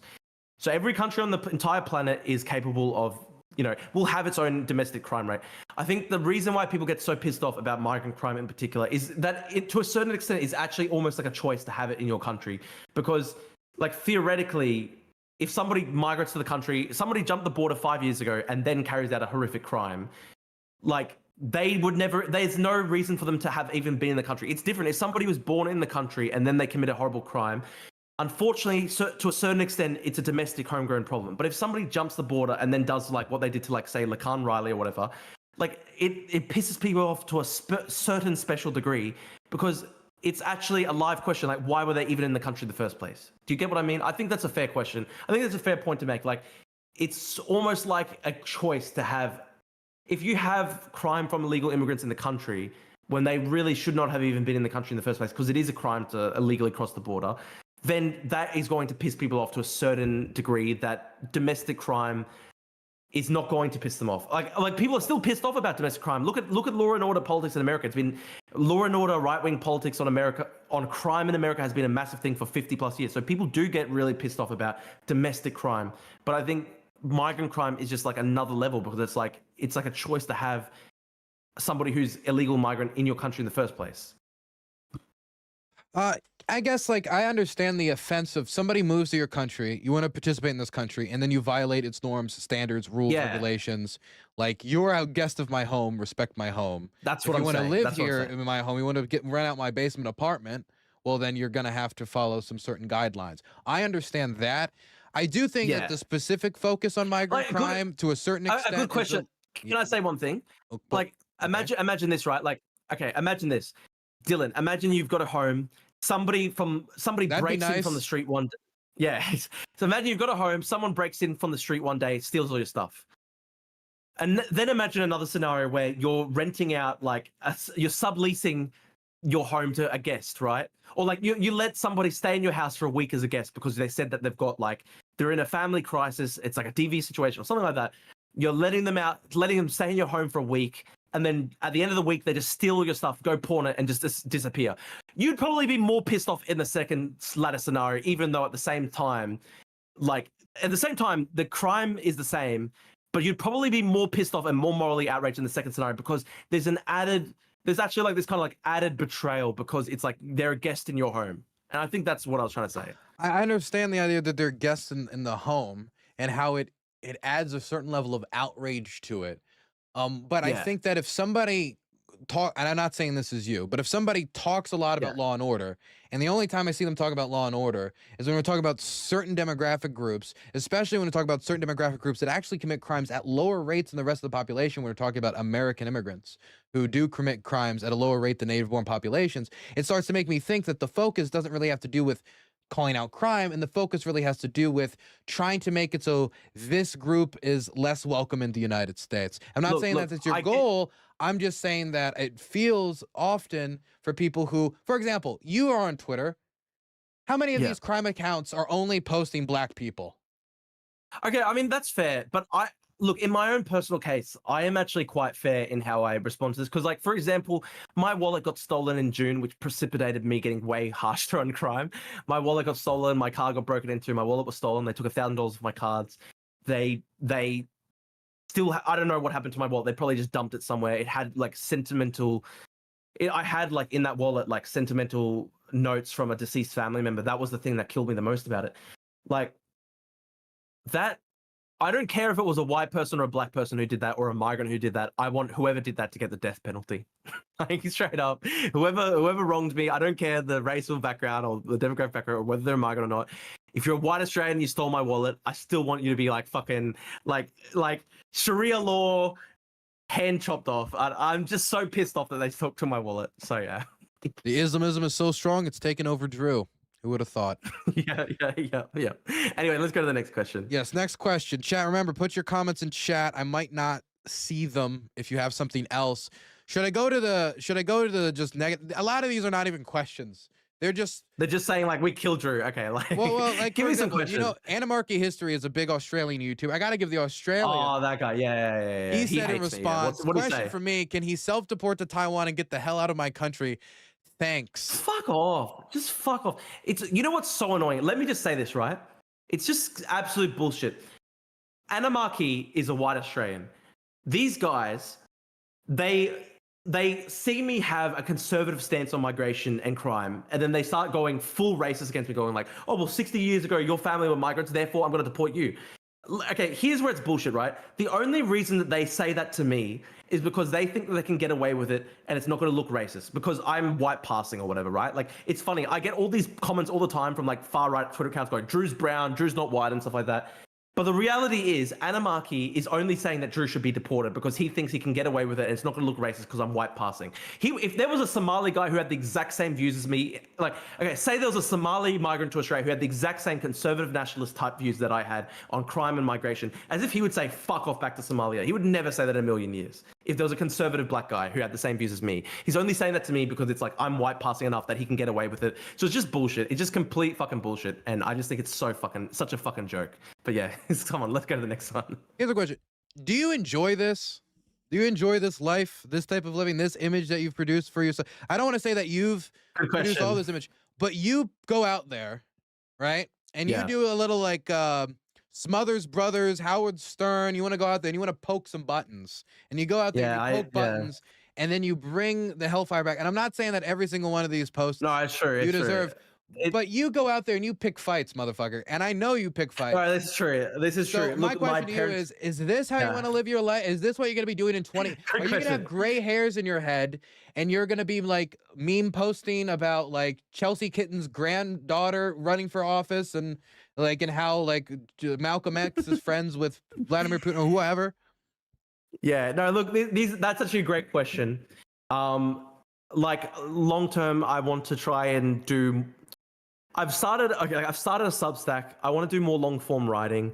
I want to do some nice, good long form documentary type videos. Like when I went to Ukraine, I did like basically do some like kind of like mini documentaries, like producing like literally stuff from the front lines. So look, the funny thing is like people know me as a shit poster. People know me as from my shit post and all that sort of stuff. I actually do a lot of like long form content. I do like more. Yeah. Sorry, what'd you say? The front line. You went to the contact line. Oh, I mean, I didn't actually go to the contact line. I was about 5 miles off, I think. Fair enough. That's artillery range. That's drone range. Yeah. So I was in. There was some artillery that landed close by to us and stuff like that. I'm not going to say that I was like literally in the trenches shooting at people, but like look, all I'm saying, right, is like I have done, in addition to my shit posting, in addition to like my like constant online battles and stuff like that, I have also done some more long form work, and I have done some more like productive stuff. And look, it's a good question, a great question actually, and it does kind of fuck with your brain a bit when you just have like literally people all around the world who hate you. Like I've seen people like talking in Portuguese about how they want to kill me, and it's like they're living in Brazil. It's like I don't know a single fucking person in Brazil. How the fuck do people in like in Brazil know who the fuck I am? It's kind of strange. Like it's difficult. It's a very complex thing. Like part of the problem is that I fucking love debating people, and I love politics, and I genuinely am trying to argue a position that I think is better for the world. The way I try to describe what I'm doing is I'm trying to prevent like civilizational collapse. I'm trying to prevent like civil conflict, and I'm trying to see like, I'm very scared that the West is in full decline and that we're going to lose our democracies and stuff like that. I'm trying to prevent that from happening. So like, this is my task. I do have an overarching task. There obviously I do shitpost, and I obviously do like joke around as well, but like I do see myself as trying to prosecute a kind of like argument, trying to change opinions and minds and stuff like that. But you make a good point. Like it is exhausting sometimes, and the amount of hatred and abuse that I do cop is probably, like I've been pretty open about this. Like the hatred and abuse that I copped from tankies over the past 5 years definitely pushed me against the left, because it's like past a certain point, like these people wanted me dead, and it's like I can't march at the same parades as these people, you know. So it's a very complex thing. It's a good question actually. I've thought about it in great detail. I want to do more long form writing. I want to do more like productive long form video essays and stuff like that. And I do get sucked into too many shit fights and stuff like that. So it's a good question. Great point. I was very curious about that. You know, where the man starts, meme ends. I will say when it comes to like going to these protests and stuff, I disagree. I went to the Rage Against the War Machine protest. I interview those people. I ask those. I like looking people's eyes that hate me and ask me, didn't Azov beat you up? Nah, I just saw a fake tweet. Like, I remember when I was at J6, because I was there. Yeah, most people don't know I was on trial for storming the Capitol too. No, that's a lie. I wore a Biden hoodie. I was at the Capitol, and I did that to see the type of reaction I would get in a Biden hoodie. Wait, on what day? Of course, I didn't know what would happen on J6, and maybe if I. Oh shit! You actually were there. Holy fuck! I was at the steps of the Capitol in a Biden hoodie. Did you record it and stuff? That's pretty amazing. I recorded the first 3 hours until I got to the Cap, because the problem is the reception was so ass. And trying to stream from everybody was streaming, so the reception was terrible. And so if you got anywhere near the Capitol building, and your reception cut out like terribly. But so I filmed like 2-3 hours on the street, and then I went to the Capitol itself and just talked to people at the Capitol steps. And I watched as the rioters, and this wasn't really widely reported. I might be the only one outside of the reporter themselves who saw this.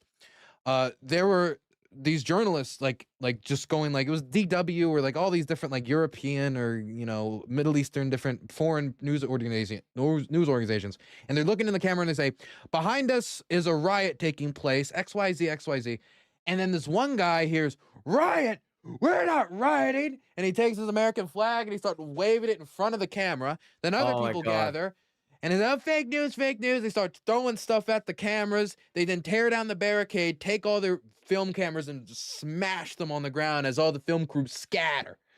And that was in reaction to being called rioters, which I thought has a perfect irony. Oh, it's fucked up.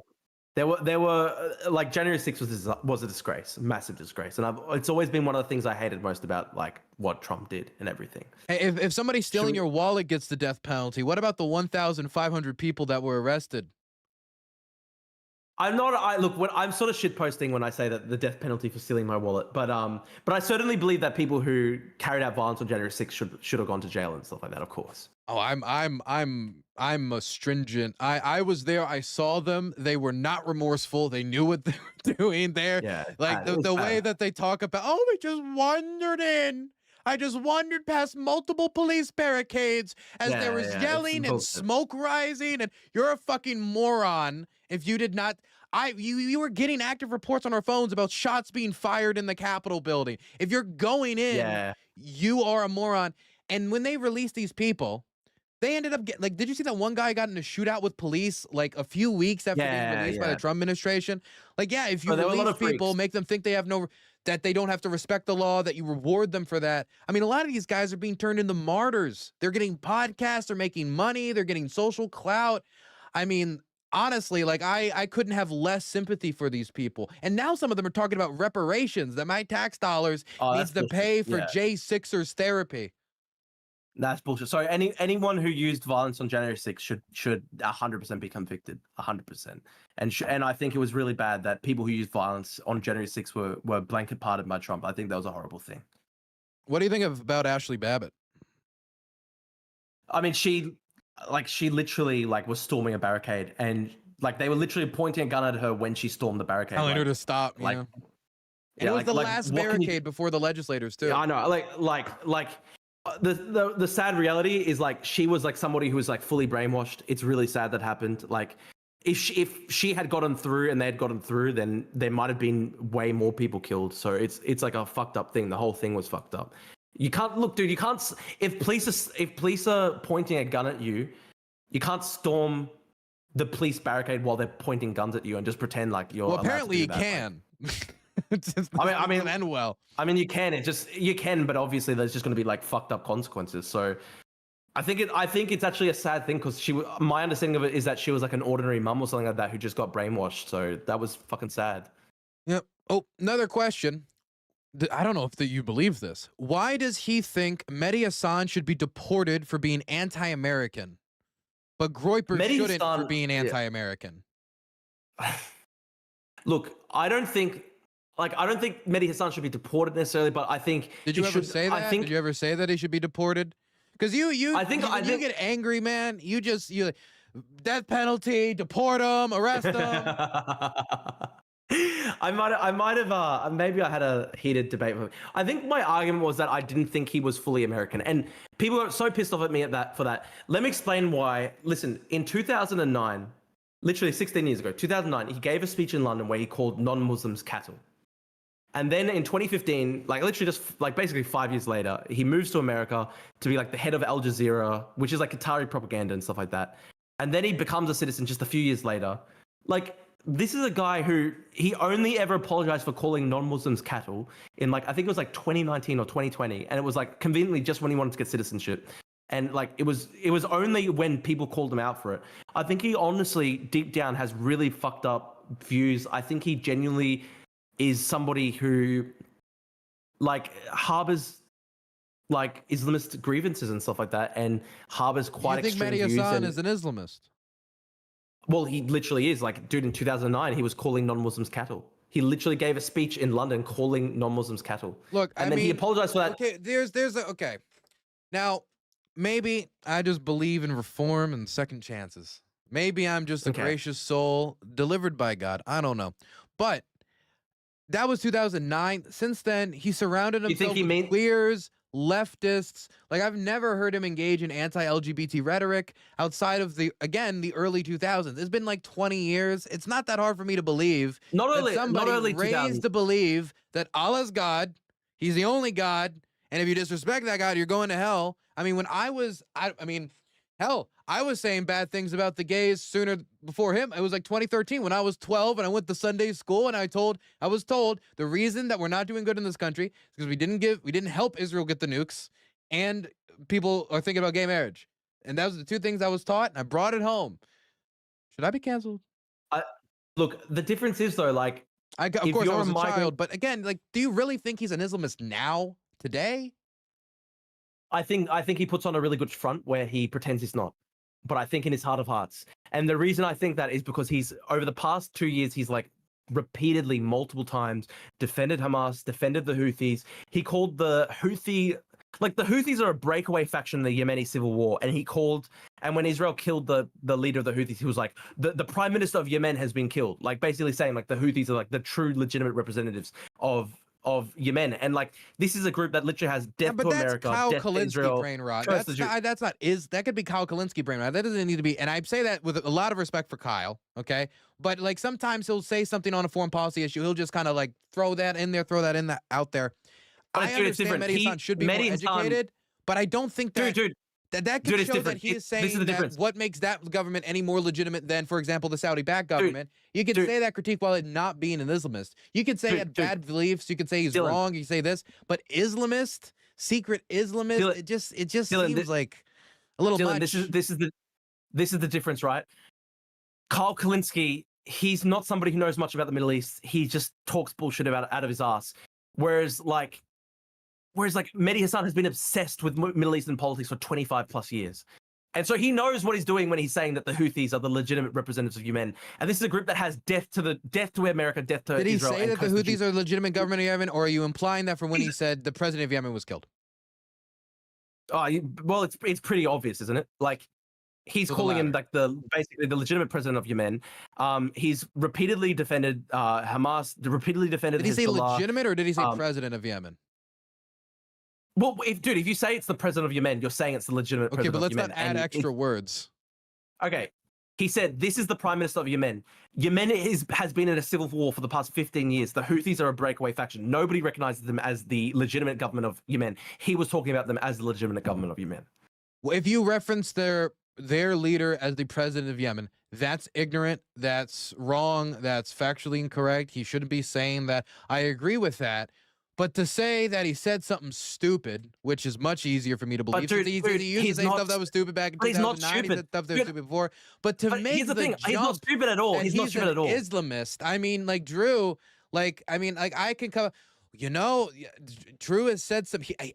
I think he's a dictator at heart. What do you mean? Well, I mean, he wants to arrest these people for protest art, and he wants to da-da-da-da-da. Like, I can misconstrue, like, one little detail here, one little detail there. All I'm saying is you ain't proving that in no court of law. Like, you're going to need a little bit more to convince me that the dude who does broadcasts with queers and he comes off as pretty progressive in modern standards as he lives today is a secret Islamist trying to what? Bring Islam to America? Trying to... I don't think he's trying to bring Islam to America. Money? I think he's just... the way that I see it is he's funded by Qatar, and his goal is to try and mainstream Islamist political discourse in left-wing discourse in America. And the reason he has now sort of attached himself to all these other left-wing causes is just simply to try and gain greater credibility with other left-wingers so that he can smuggle Islamist political talking points into the discourse. Like, for example, saying that the Houthi prime minister is like basically the leader of Yemen and stuff like that. And it's not just that, he's made a number of statements that are sympathetic to Hezbollah, Hamas. Is he like Shia or Sunni, by the way? Shia, I believe. And it's also funny as well, like you say, like, oh, it could just be him making a dumb statement. But like, dude, he's like literally been obsessed with the Middle East for 25 plus years. He's actually a genuinely really smart guy. I've seen him debate. He's an exceptional debater. He's very slippery. There are lots of people that I hate politically who I say are just retarded. Like Hasan has a lot of Hasan's stuff is just politically retarded. I don't think he's that smart a guy. But Mehdi Hasan is a smart guy, and I don't believe he's just making a mistake. Here's the difference between Hasan Piker and Mehdi Hasan, right? There's literally video footage of Hasan Piker on his stream in like 2022, like very recently, where he was playing a Countries of the World game and he couldn't place Yemen on the map. He literally didn't know where Yemen was. Mehdi Hasan is not like that. Mehdi Hasan is somebody who obsessively studies Middle Eastern politics for 25 plus years. It's a very different situation, I think. Look, it'd be one thing to be like, what does that mean? Or, isn't that interesting? Right. But I mean, it's just so little to go off of. It's just not terribly convincing. It's like, it's not just that though. This is the type of thing to me, you'd be like, yeah, man, I don't know about Mehdi, man. He should be smart enough to know that that's not the president of Yemen.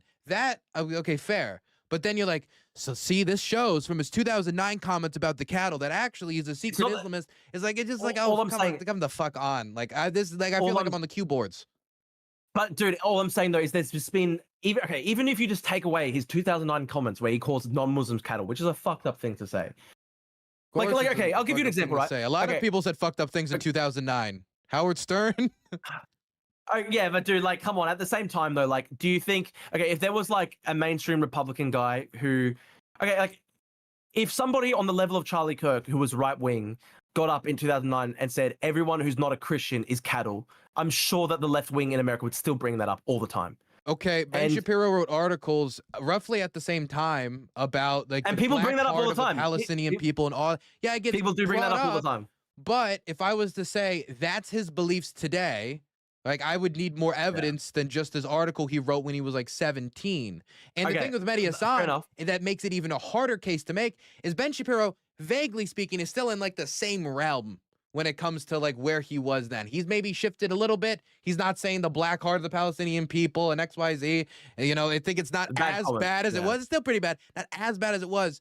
Mehdi Hasan has like wrapped himself in progressivism and sexual liberation and LGBTQ+, and he surrounds himself with that type of people. He takes progressive candidates who are against those types of messages, puts them on their program.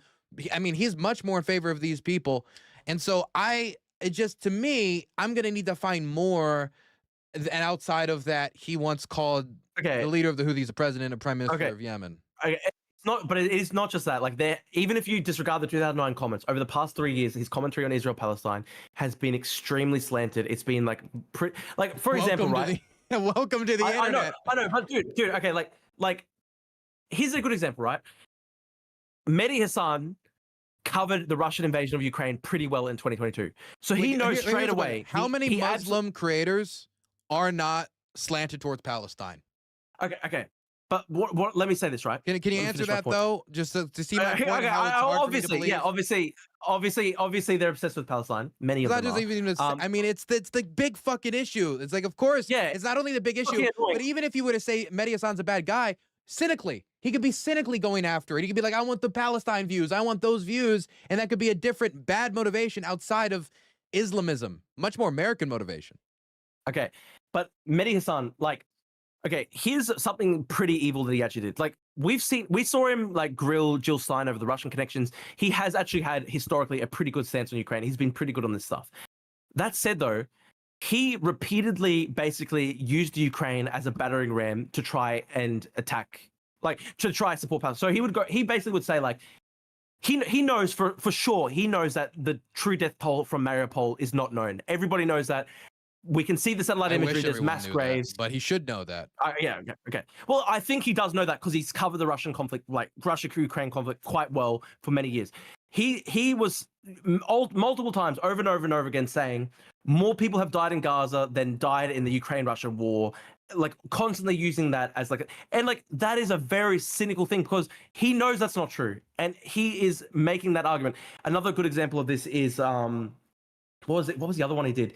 What was it? There was another one where he had this one recently where he was saying more Palestinian journalists have been killed in Gaza since October 7 than the amount of Jewish journalists killed in World War II. And that is like literally fucking Holocaust denial, because there were literally like thousands upon thousands of Jewish journalists, writers who were exterminated by the Nazis in the Holocaust. And he's just like literally like twisting. And he's smart enough to know what he's doing when he twists the statistic in that way. Like, because what he's doing is he's only talking about like accredited journalists who might have been killed literally in the battle lines, right, during World War II. But he knows that there were thousands of Jewish journalists and writers and intelligentsia who were exterminated in the Holocaust. He knows that 100%. And he still goes, like, more journalists have died in Gaza since October. So it's like, it is like very slippery, disgusting stuff. Like, that's bordering on Holocaust revisionism, essentially. So I look at all of this. And, for example, the Ukraine thing. A bad take on Ukraine on the American left. Well, God darn it. I've never heard of such a thing. Like, if anything, that's him assimilating. Yeah. Oh, that's him assimilating right there. But as for, like, the World War II comment, like, yeah, that seems ignorant. That seems bad. I mean, I would have to look at the comment myself, but taking your word on it, all of these things could be things that he is saying and framing because he cares about the issue. And what you know about is what you care about, and he knows about this thing, and he cares a lot about it and wants to bring attention to it. And you could throw a million different cynical motivations. Wait, because he's cynical. He could want money. He could want attention, fame. He could want to lie to benefit his political cause. He could want to purposely or non-purposely. He could be spreading misinformation purposely. He could be spreading misinformation on accident. But I can look at all those cynical motivations, and those are all possibilities that I think are much more likely that Mehdi Hassan has successfully hid since 2009 his beliefs around Islamism and the fact that every time he shakes a gay man's hand, he probably washes it in the sink after. I don't think look, maybe he has come around on LGBT issues. I think though, is there him at the end of the day, is that a thing? Do you think? I don't know. I think there are some people. I think there are some people who are like. I've noticed this trend where it's like there are Muslim guys who might agree with the left on all these different matters, but at the end of the day, they have this kind of like cultural tie where they will literally end up defending like Hezbollah and Hamas, who are like literally massively anti-gay. So like I've seen this, right? Like there's a really good example of this guy. There's this guy on Twitter called Marjbar America who's got like 100,000 followers. He lives in LA, and he's literally a bisexual OnlyFans model, who literally a bisexual OnlyFans model. And this guy literally says like he loves Hamas, he loves Iran, he loves Hezbollah and stuff like that. This is all on his Twitter. And it's like this guy is literally like a bisexual OnlyFans model. Hamas, Hezbollah, Iran would all kill him, but he has this kind of like tribalistic attachment to political Islamist terrorist groups. That's a fucked up thing. That's a horrible problem. That's a horrible, horrible cultural problem where it's like you literally will, I don't know, literally be like a full-blown leftist when it comes to American cultural matters, but just like for some reason at the same time have this kind of like suicidal attachment to like hardcore Islamist political groups at the same time for like tribal reasons. Chat, throw your last questions because I want to go to bed. And I want to make sure that you get the last questions out there. Do you have your? I didn't think it'd go for so long. You can ask questions. But one here. Again, like all these things about, I don't know if Mehdi Hassan defended Hamas and Hezbollah specifically. I've seen him like talk about like Palestinian Ministry health numbers. I've seen him like talk about, well, what causes Hamas violence? You know, where does it come from? But all of these things are pretty synonymous with what the left is today on, or a large because the left has absorbed a lot of Islamist shit on Palestine that could easily justify any of these positions outside of the idea that Mehdi Hassan is a secret Islamist. Like, oh, look, but the left has mainstream Islamism. All I would say, Drew, is look, okay, I don't know what you're going to win the Nobel Prize for. I'm sure it'll come one day, but you should try to get a prize in literature, prize in journalism, and go hunt it yourself. Go see if he gets financed by Islamist groups. Go see if he goes to a secret mosque. How often does he attend? Like a secret, does he go to any secret like radical mosque? Do we know what type of mosque he goes to? Do we have any of this type of information? I've got no problem with him going to the mosque. I just think that he has like, unfortunately in his political views, even if he's quite left-wing on cultural matters now, for some reason he has this very strange, bizarre and distressing, like consistent pattern where he always defends Islamist political terror groups. But we've got I've got one question from my chat, and it can probably be like one of the last one, and then maybe you can just do like one or two from yours, and then we can wrap it up because it's been a very long one. But someone said, Dylan, why do you respect Kyle Kalinske? He's extremely against supporting Taiwan, and he's really anti-NATO. Kyle Kalinske, I think he speaks to a lot of issues that people care about when it comes to working class stuff domestically in the United States. I appreciate that.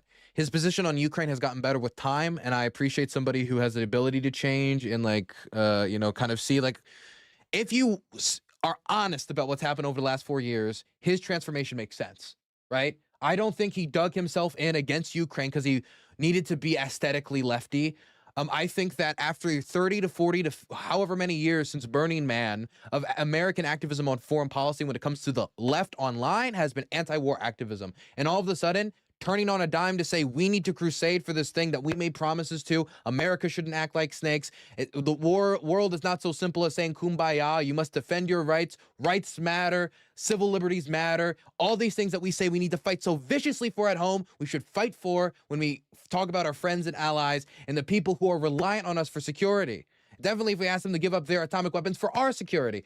And I think with time, he progressed and he got better on that. As for Taiwan, I think that the left is very, very blind on Taiwan, and the fact that they're willing to give up 25 million people and erase that democracy pretty limp-wristedly is bad. Yeah. But I think like the fact that I've seen him transform on that, and I've been listening to Kyle Kalinske since I was very young, leaves me with still amount of respect for him because I know he's telling me what he really believes and he's not just following the sheep herd. And I think if you could sit him down and talk to him about Taiwan, that maybe, who knows, you can move him on it. But who knows?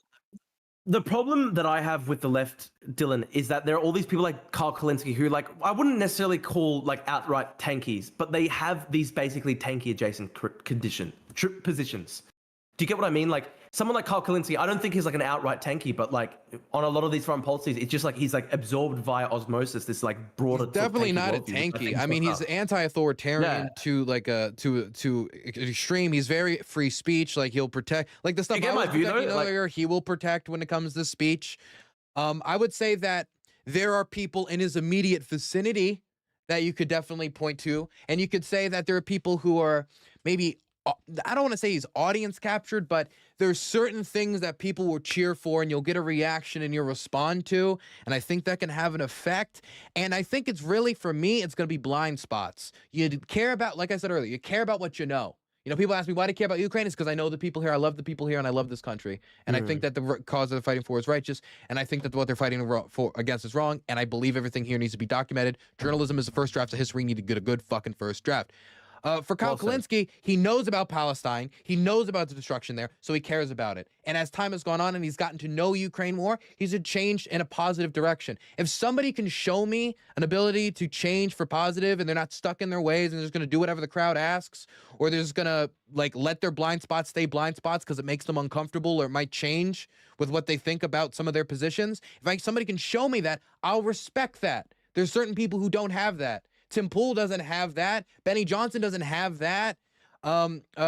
Crystal Ball is pretty weak on that.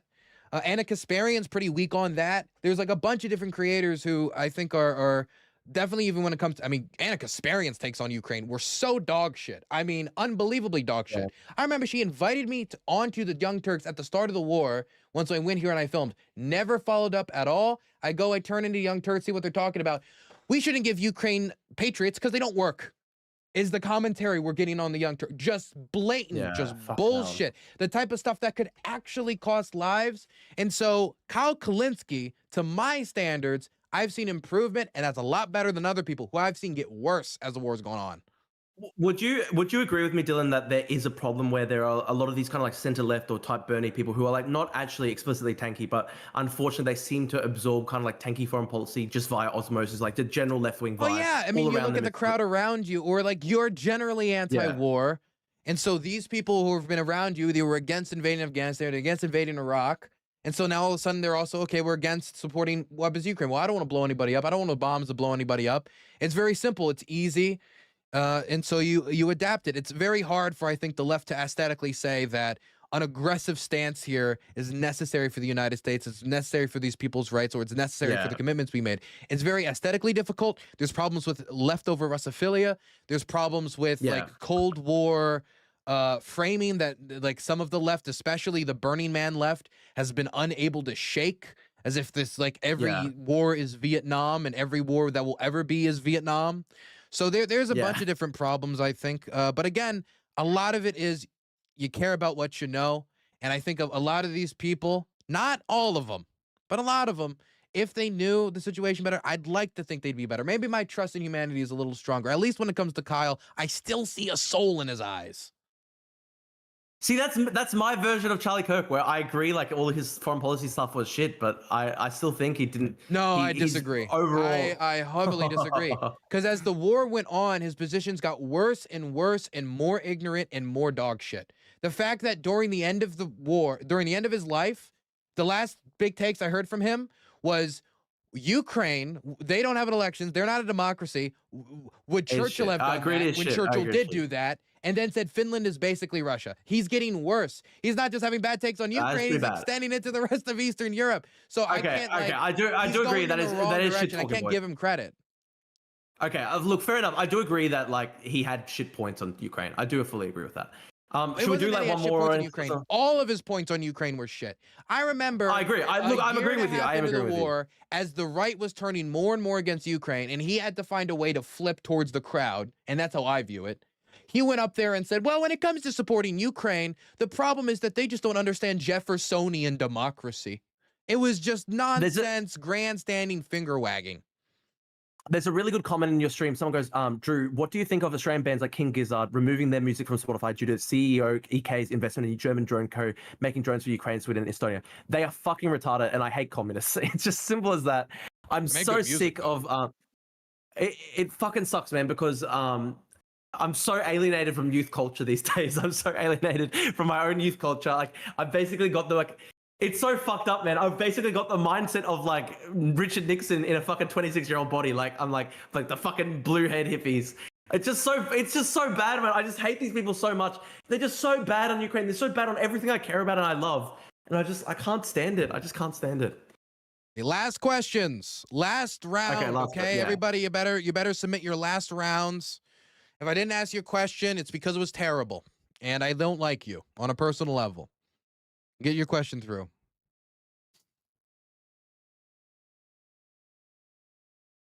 What's that song? There's a one King Gizzard song I really like. I don't really listen to it that much. What the fuck was that song? I'm actually surprised you know King Gizzard. Well, there's a song that they have that got stuck in my head, and I used to play it over and over and over.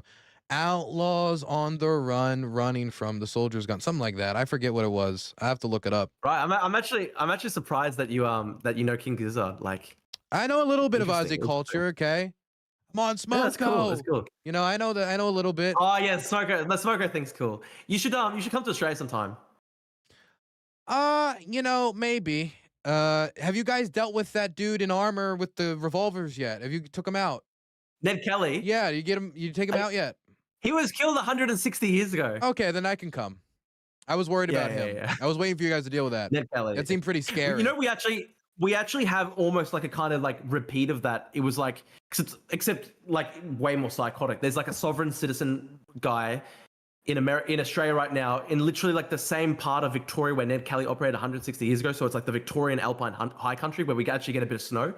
And this guy was like an experienced bushman, and he's like Billabong Valley. Sovereign that was citizen. the song. Sorry, continue.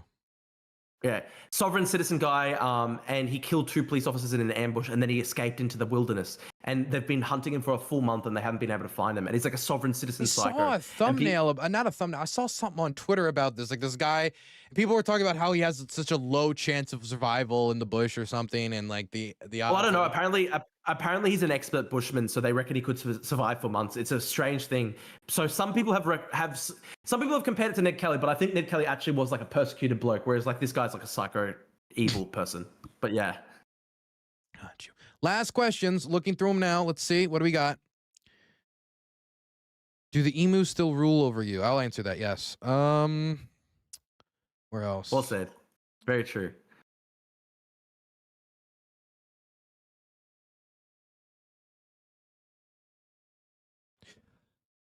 Oh, this is from Red Hand. Drew argued sanctions against Israel wouldn't be effective, yet he's advocating for sanctions against Iran. How does the efficiency of these measures differ? The difference is that Israel is still a democracy.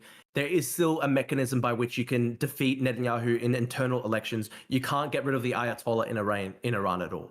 So I think there's a difference, and I think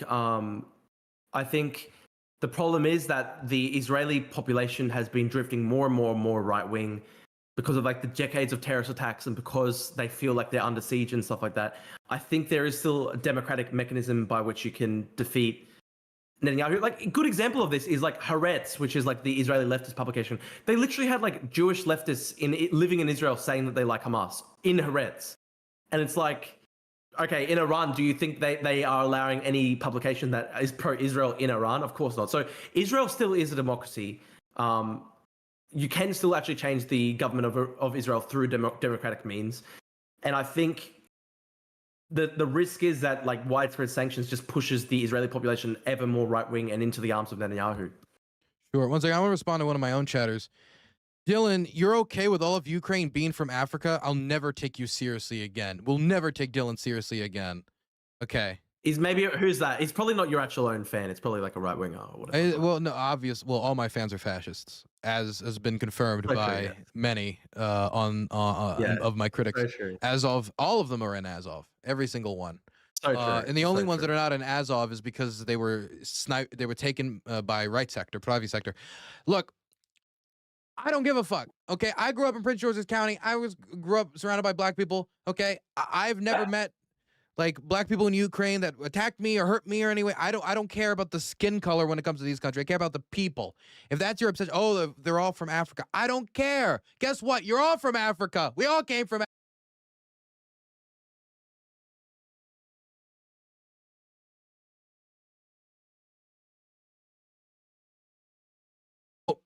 Oh, sorry, you're there. You're there. Sorry, I died for a second. The Russians tried to take out my. You know what that was? There it is. Azov's finally trying to censor me because I'm going to make Ukraine all Africans. I'm going to make Ukraine so only Creole. It's going to be a Creole country. That's the end game. That's the end game. Dylan, you would say though, like there is obviously Ukrainian ethnicity though, right? And like I still think like Ukrainian ethnicity should be like, you know, the majority of Ukraine. I mean, I don't. To me, culture and values is what matters across all borders. Like I understand there's like different, you know, there's different skin colors and different like complexions and there's different like. I'm not talking about skin color areas, but like to be clear, that matters like not at all to me. It's just. I'm not talking about skin color or anything. I'm saying like, you know, there's been a Ukrainian ethnic group that has like 1,000 years of history, like through ancestry and stuff like that. And so, like, whether or not the Ukrainian ethnic group was black, well, there was not a Ukrainian ethnic group with 1,000 years of history. There's Ukrainian identity developed largely in the last like 400 years. There was like, I don't know, like Timothy Snyder argues that it goes all the way back to like, you know, like Timothy Snyder. Well, I don't know. Timothy Snyder argues that I have listened to these lectures.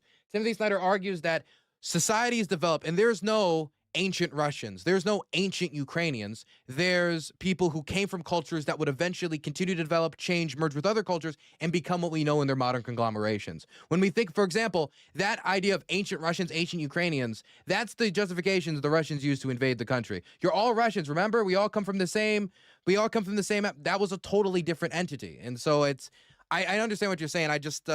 I think some people have like a nationalist framework of history where these societies in these countries are kind of self-justifying. Well, of course, Germans exist. Germans have always existed. They've always been German. Well, that's actually something that developed and was created through time. Okay, fair enough. Okay, fair enough. Is there anything else we should ask before? Anything else? I'm looking around, and. Nah, I think we're good. I'm surprised that we ended up going for 3.5 hours. I didn't think it'd go for so long, but it was a good chat. Like it was good to talk to you, man. Like obviously we have a lot of disagreements and stuff, but look, on the core stuff, like, you know, Ukraine, anti-tankies, love the West. I think we're aligned on that, and I think it's good to have these kinds of discussions, because one thing that's sad, right? Like, you know, Mikado Media, like Mikado Media, I was friends with him, and I was friends with him because we both loved Ukraine. And then he saw that my political position was becoming a bit more conservative, and then he just literally said, like, fuck off, Drew, you're a fucking idiot, and then just blocked me. Whereas, like, you saw that my political position changed, and you're like, let's have an interesting discussion. And we have disagreements, but we can still talk, and we still love Ukraine. I'm a grown man, and I'll talk I'll talk to Andrew Wilson, I'll talk to you, I'll talk to anybody. Yeah. Because I don't think that engaging with another grown person is gonna like hurt me or hurt the world, or as long as I engage in a responsible manner and I'm not just like, okay, Drew, say whatever you want for 3 hours, I'm gonna go take a shit, you know, as long as I know what I'm doing. Well, Mikado Media was like literally like, he commented on my post and he was like, Drew, take the Ukraine flag out of your handle, you've betrayed Ukraine. And that was because I was condemning the assassination of Charlie Kirk. I was like, what the fuck, dude? Like, I can have a bit more of a conservative view. Was that because you condemned the assassination of Charlie Kirk? Really? It was something, because he was saying that I helped host a vigil for Charlie Kirk in my city, and he like responded to that by being like, Charlie Kirk hated Ukraine, so take the Ukraine flag out of your handle, you're a MAGA anti-Ukraine shit. I'm like, bro, like, I can have conservative views and condemn the assassination of Charlie Kirk while still loving Ukraine. I just think it's fucking stupid, but I don't know. I appreciate the fact that we can actually have a discussion, because one thing that sucks is like, I actually did have like quite a few sort of like left-leaning Ukraine supporters and stuff, like, who were like, oh, just fuck Drew, we'll never talk to again, we hate him. And it's like, no, dude, like, I actually like the fact that me and Dylan can still have a talk, even though we have different views on stuff. Well, I mean, I'll talk to anybody, because number one, I enjoy talking to people. I know that's a biased reason, but I like hearing diverse perspectives, clashing my, you know, thoughts with other people, seeing if I can sharpen it a little bit or change it a little bit, something along those lines. But also, like, it's important for a pluralistic society. It's important that we have conversations, because if you don't have conversations, what's the other option? And again, I do enjoy it. I do enjoy it. There's someone who says, "Oh, well, Drew, you're being a hypocrite because Ukrainian Anna is Greek Ukrainian. Should she be there?" It's like, dude, like, what do you mean? Like, the Greeks have been part of Ukraine for like thousands of years, so there's no distinction there whatsoever. Like, I love Ukrainian Anna. She's a cool girl, and Greeks have been part of Ukrainian culture for a long time. Same with the Crimean Tatars. See, for me, it's not like a race-based thing, because I think Crimean Tatars are part of the Ukrainian nation and they're Muslim.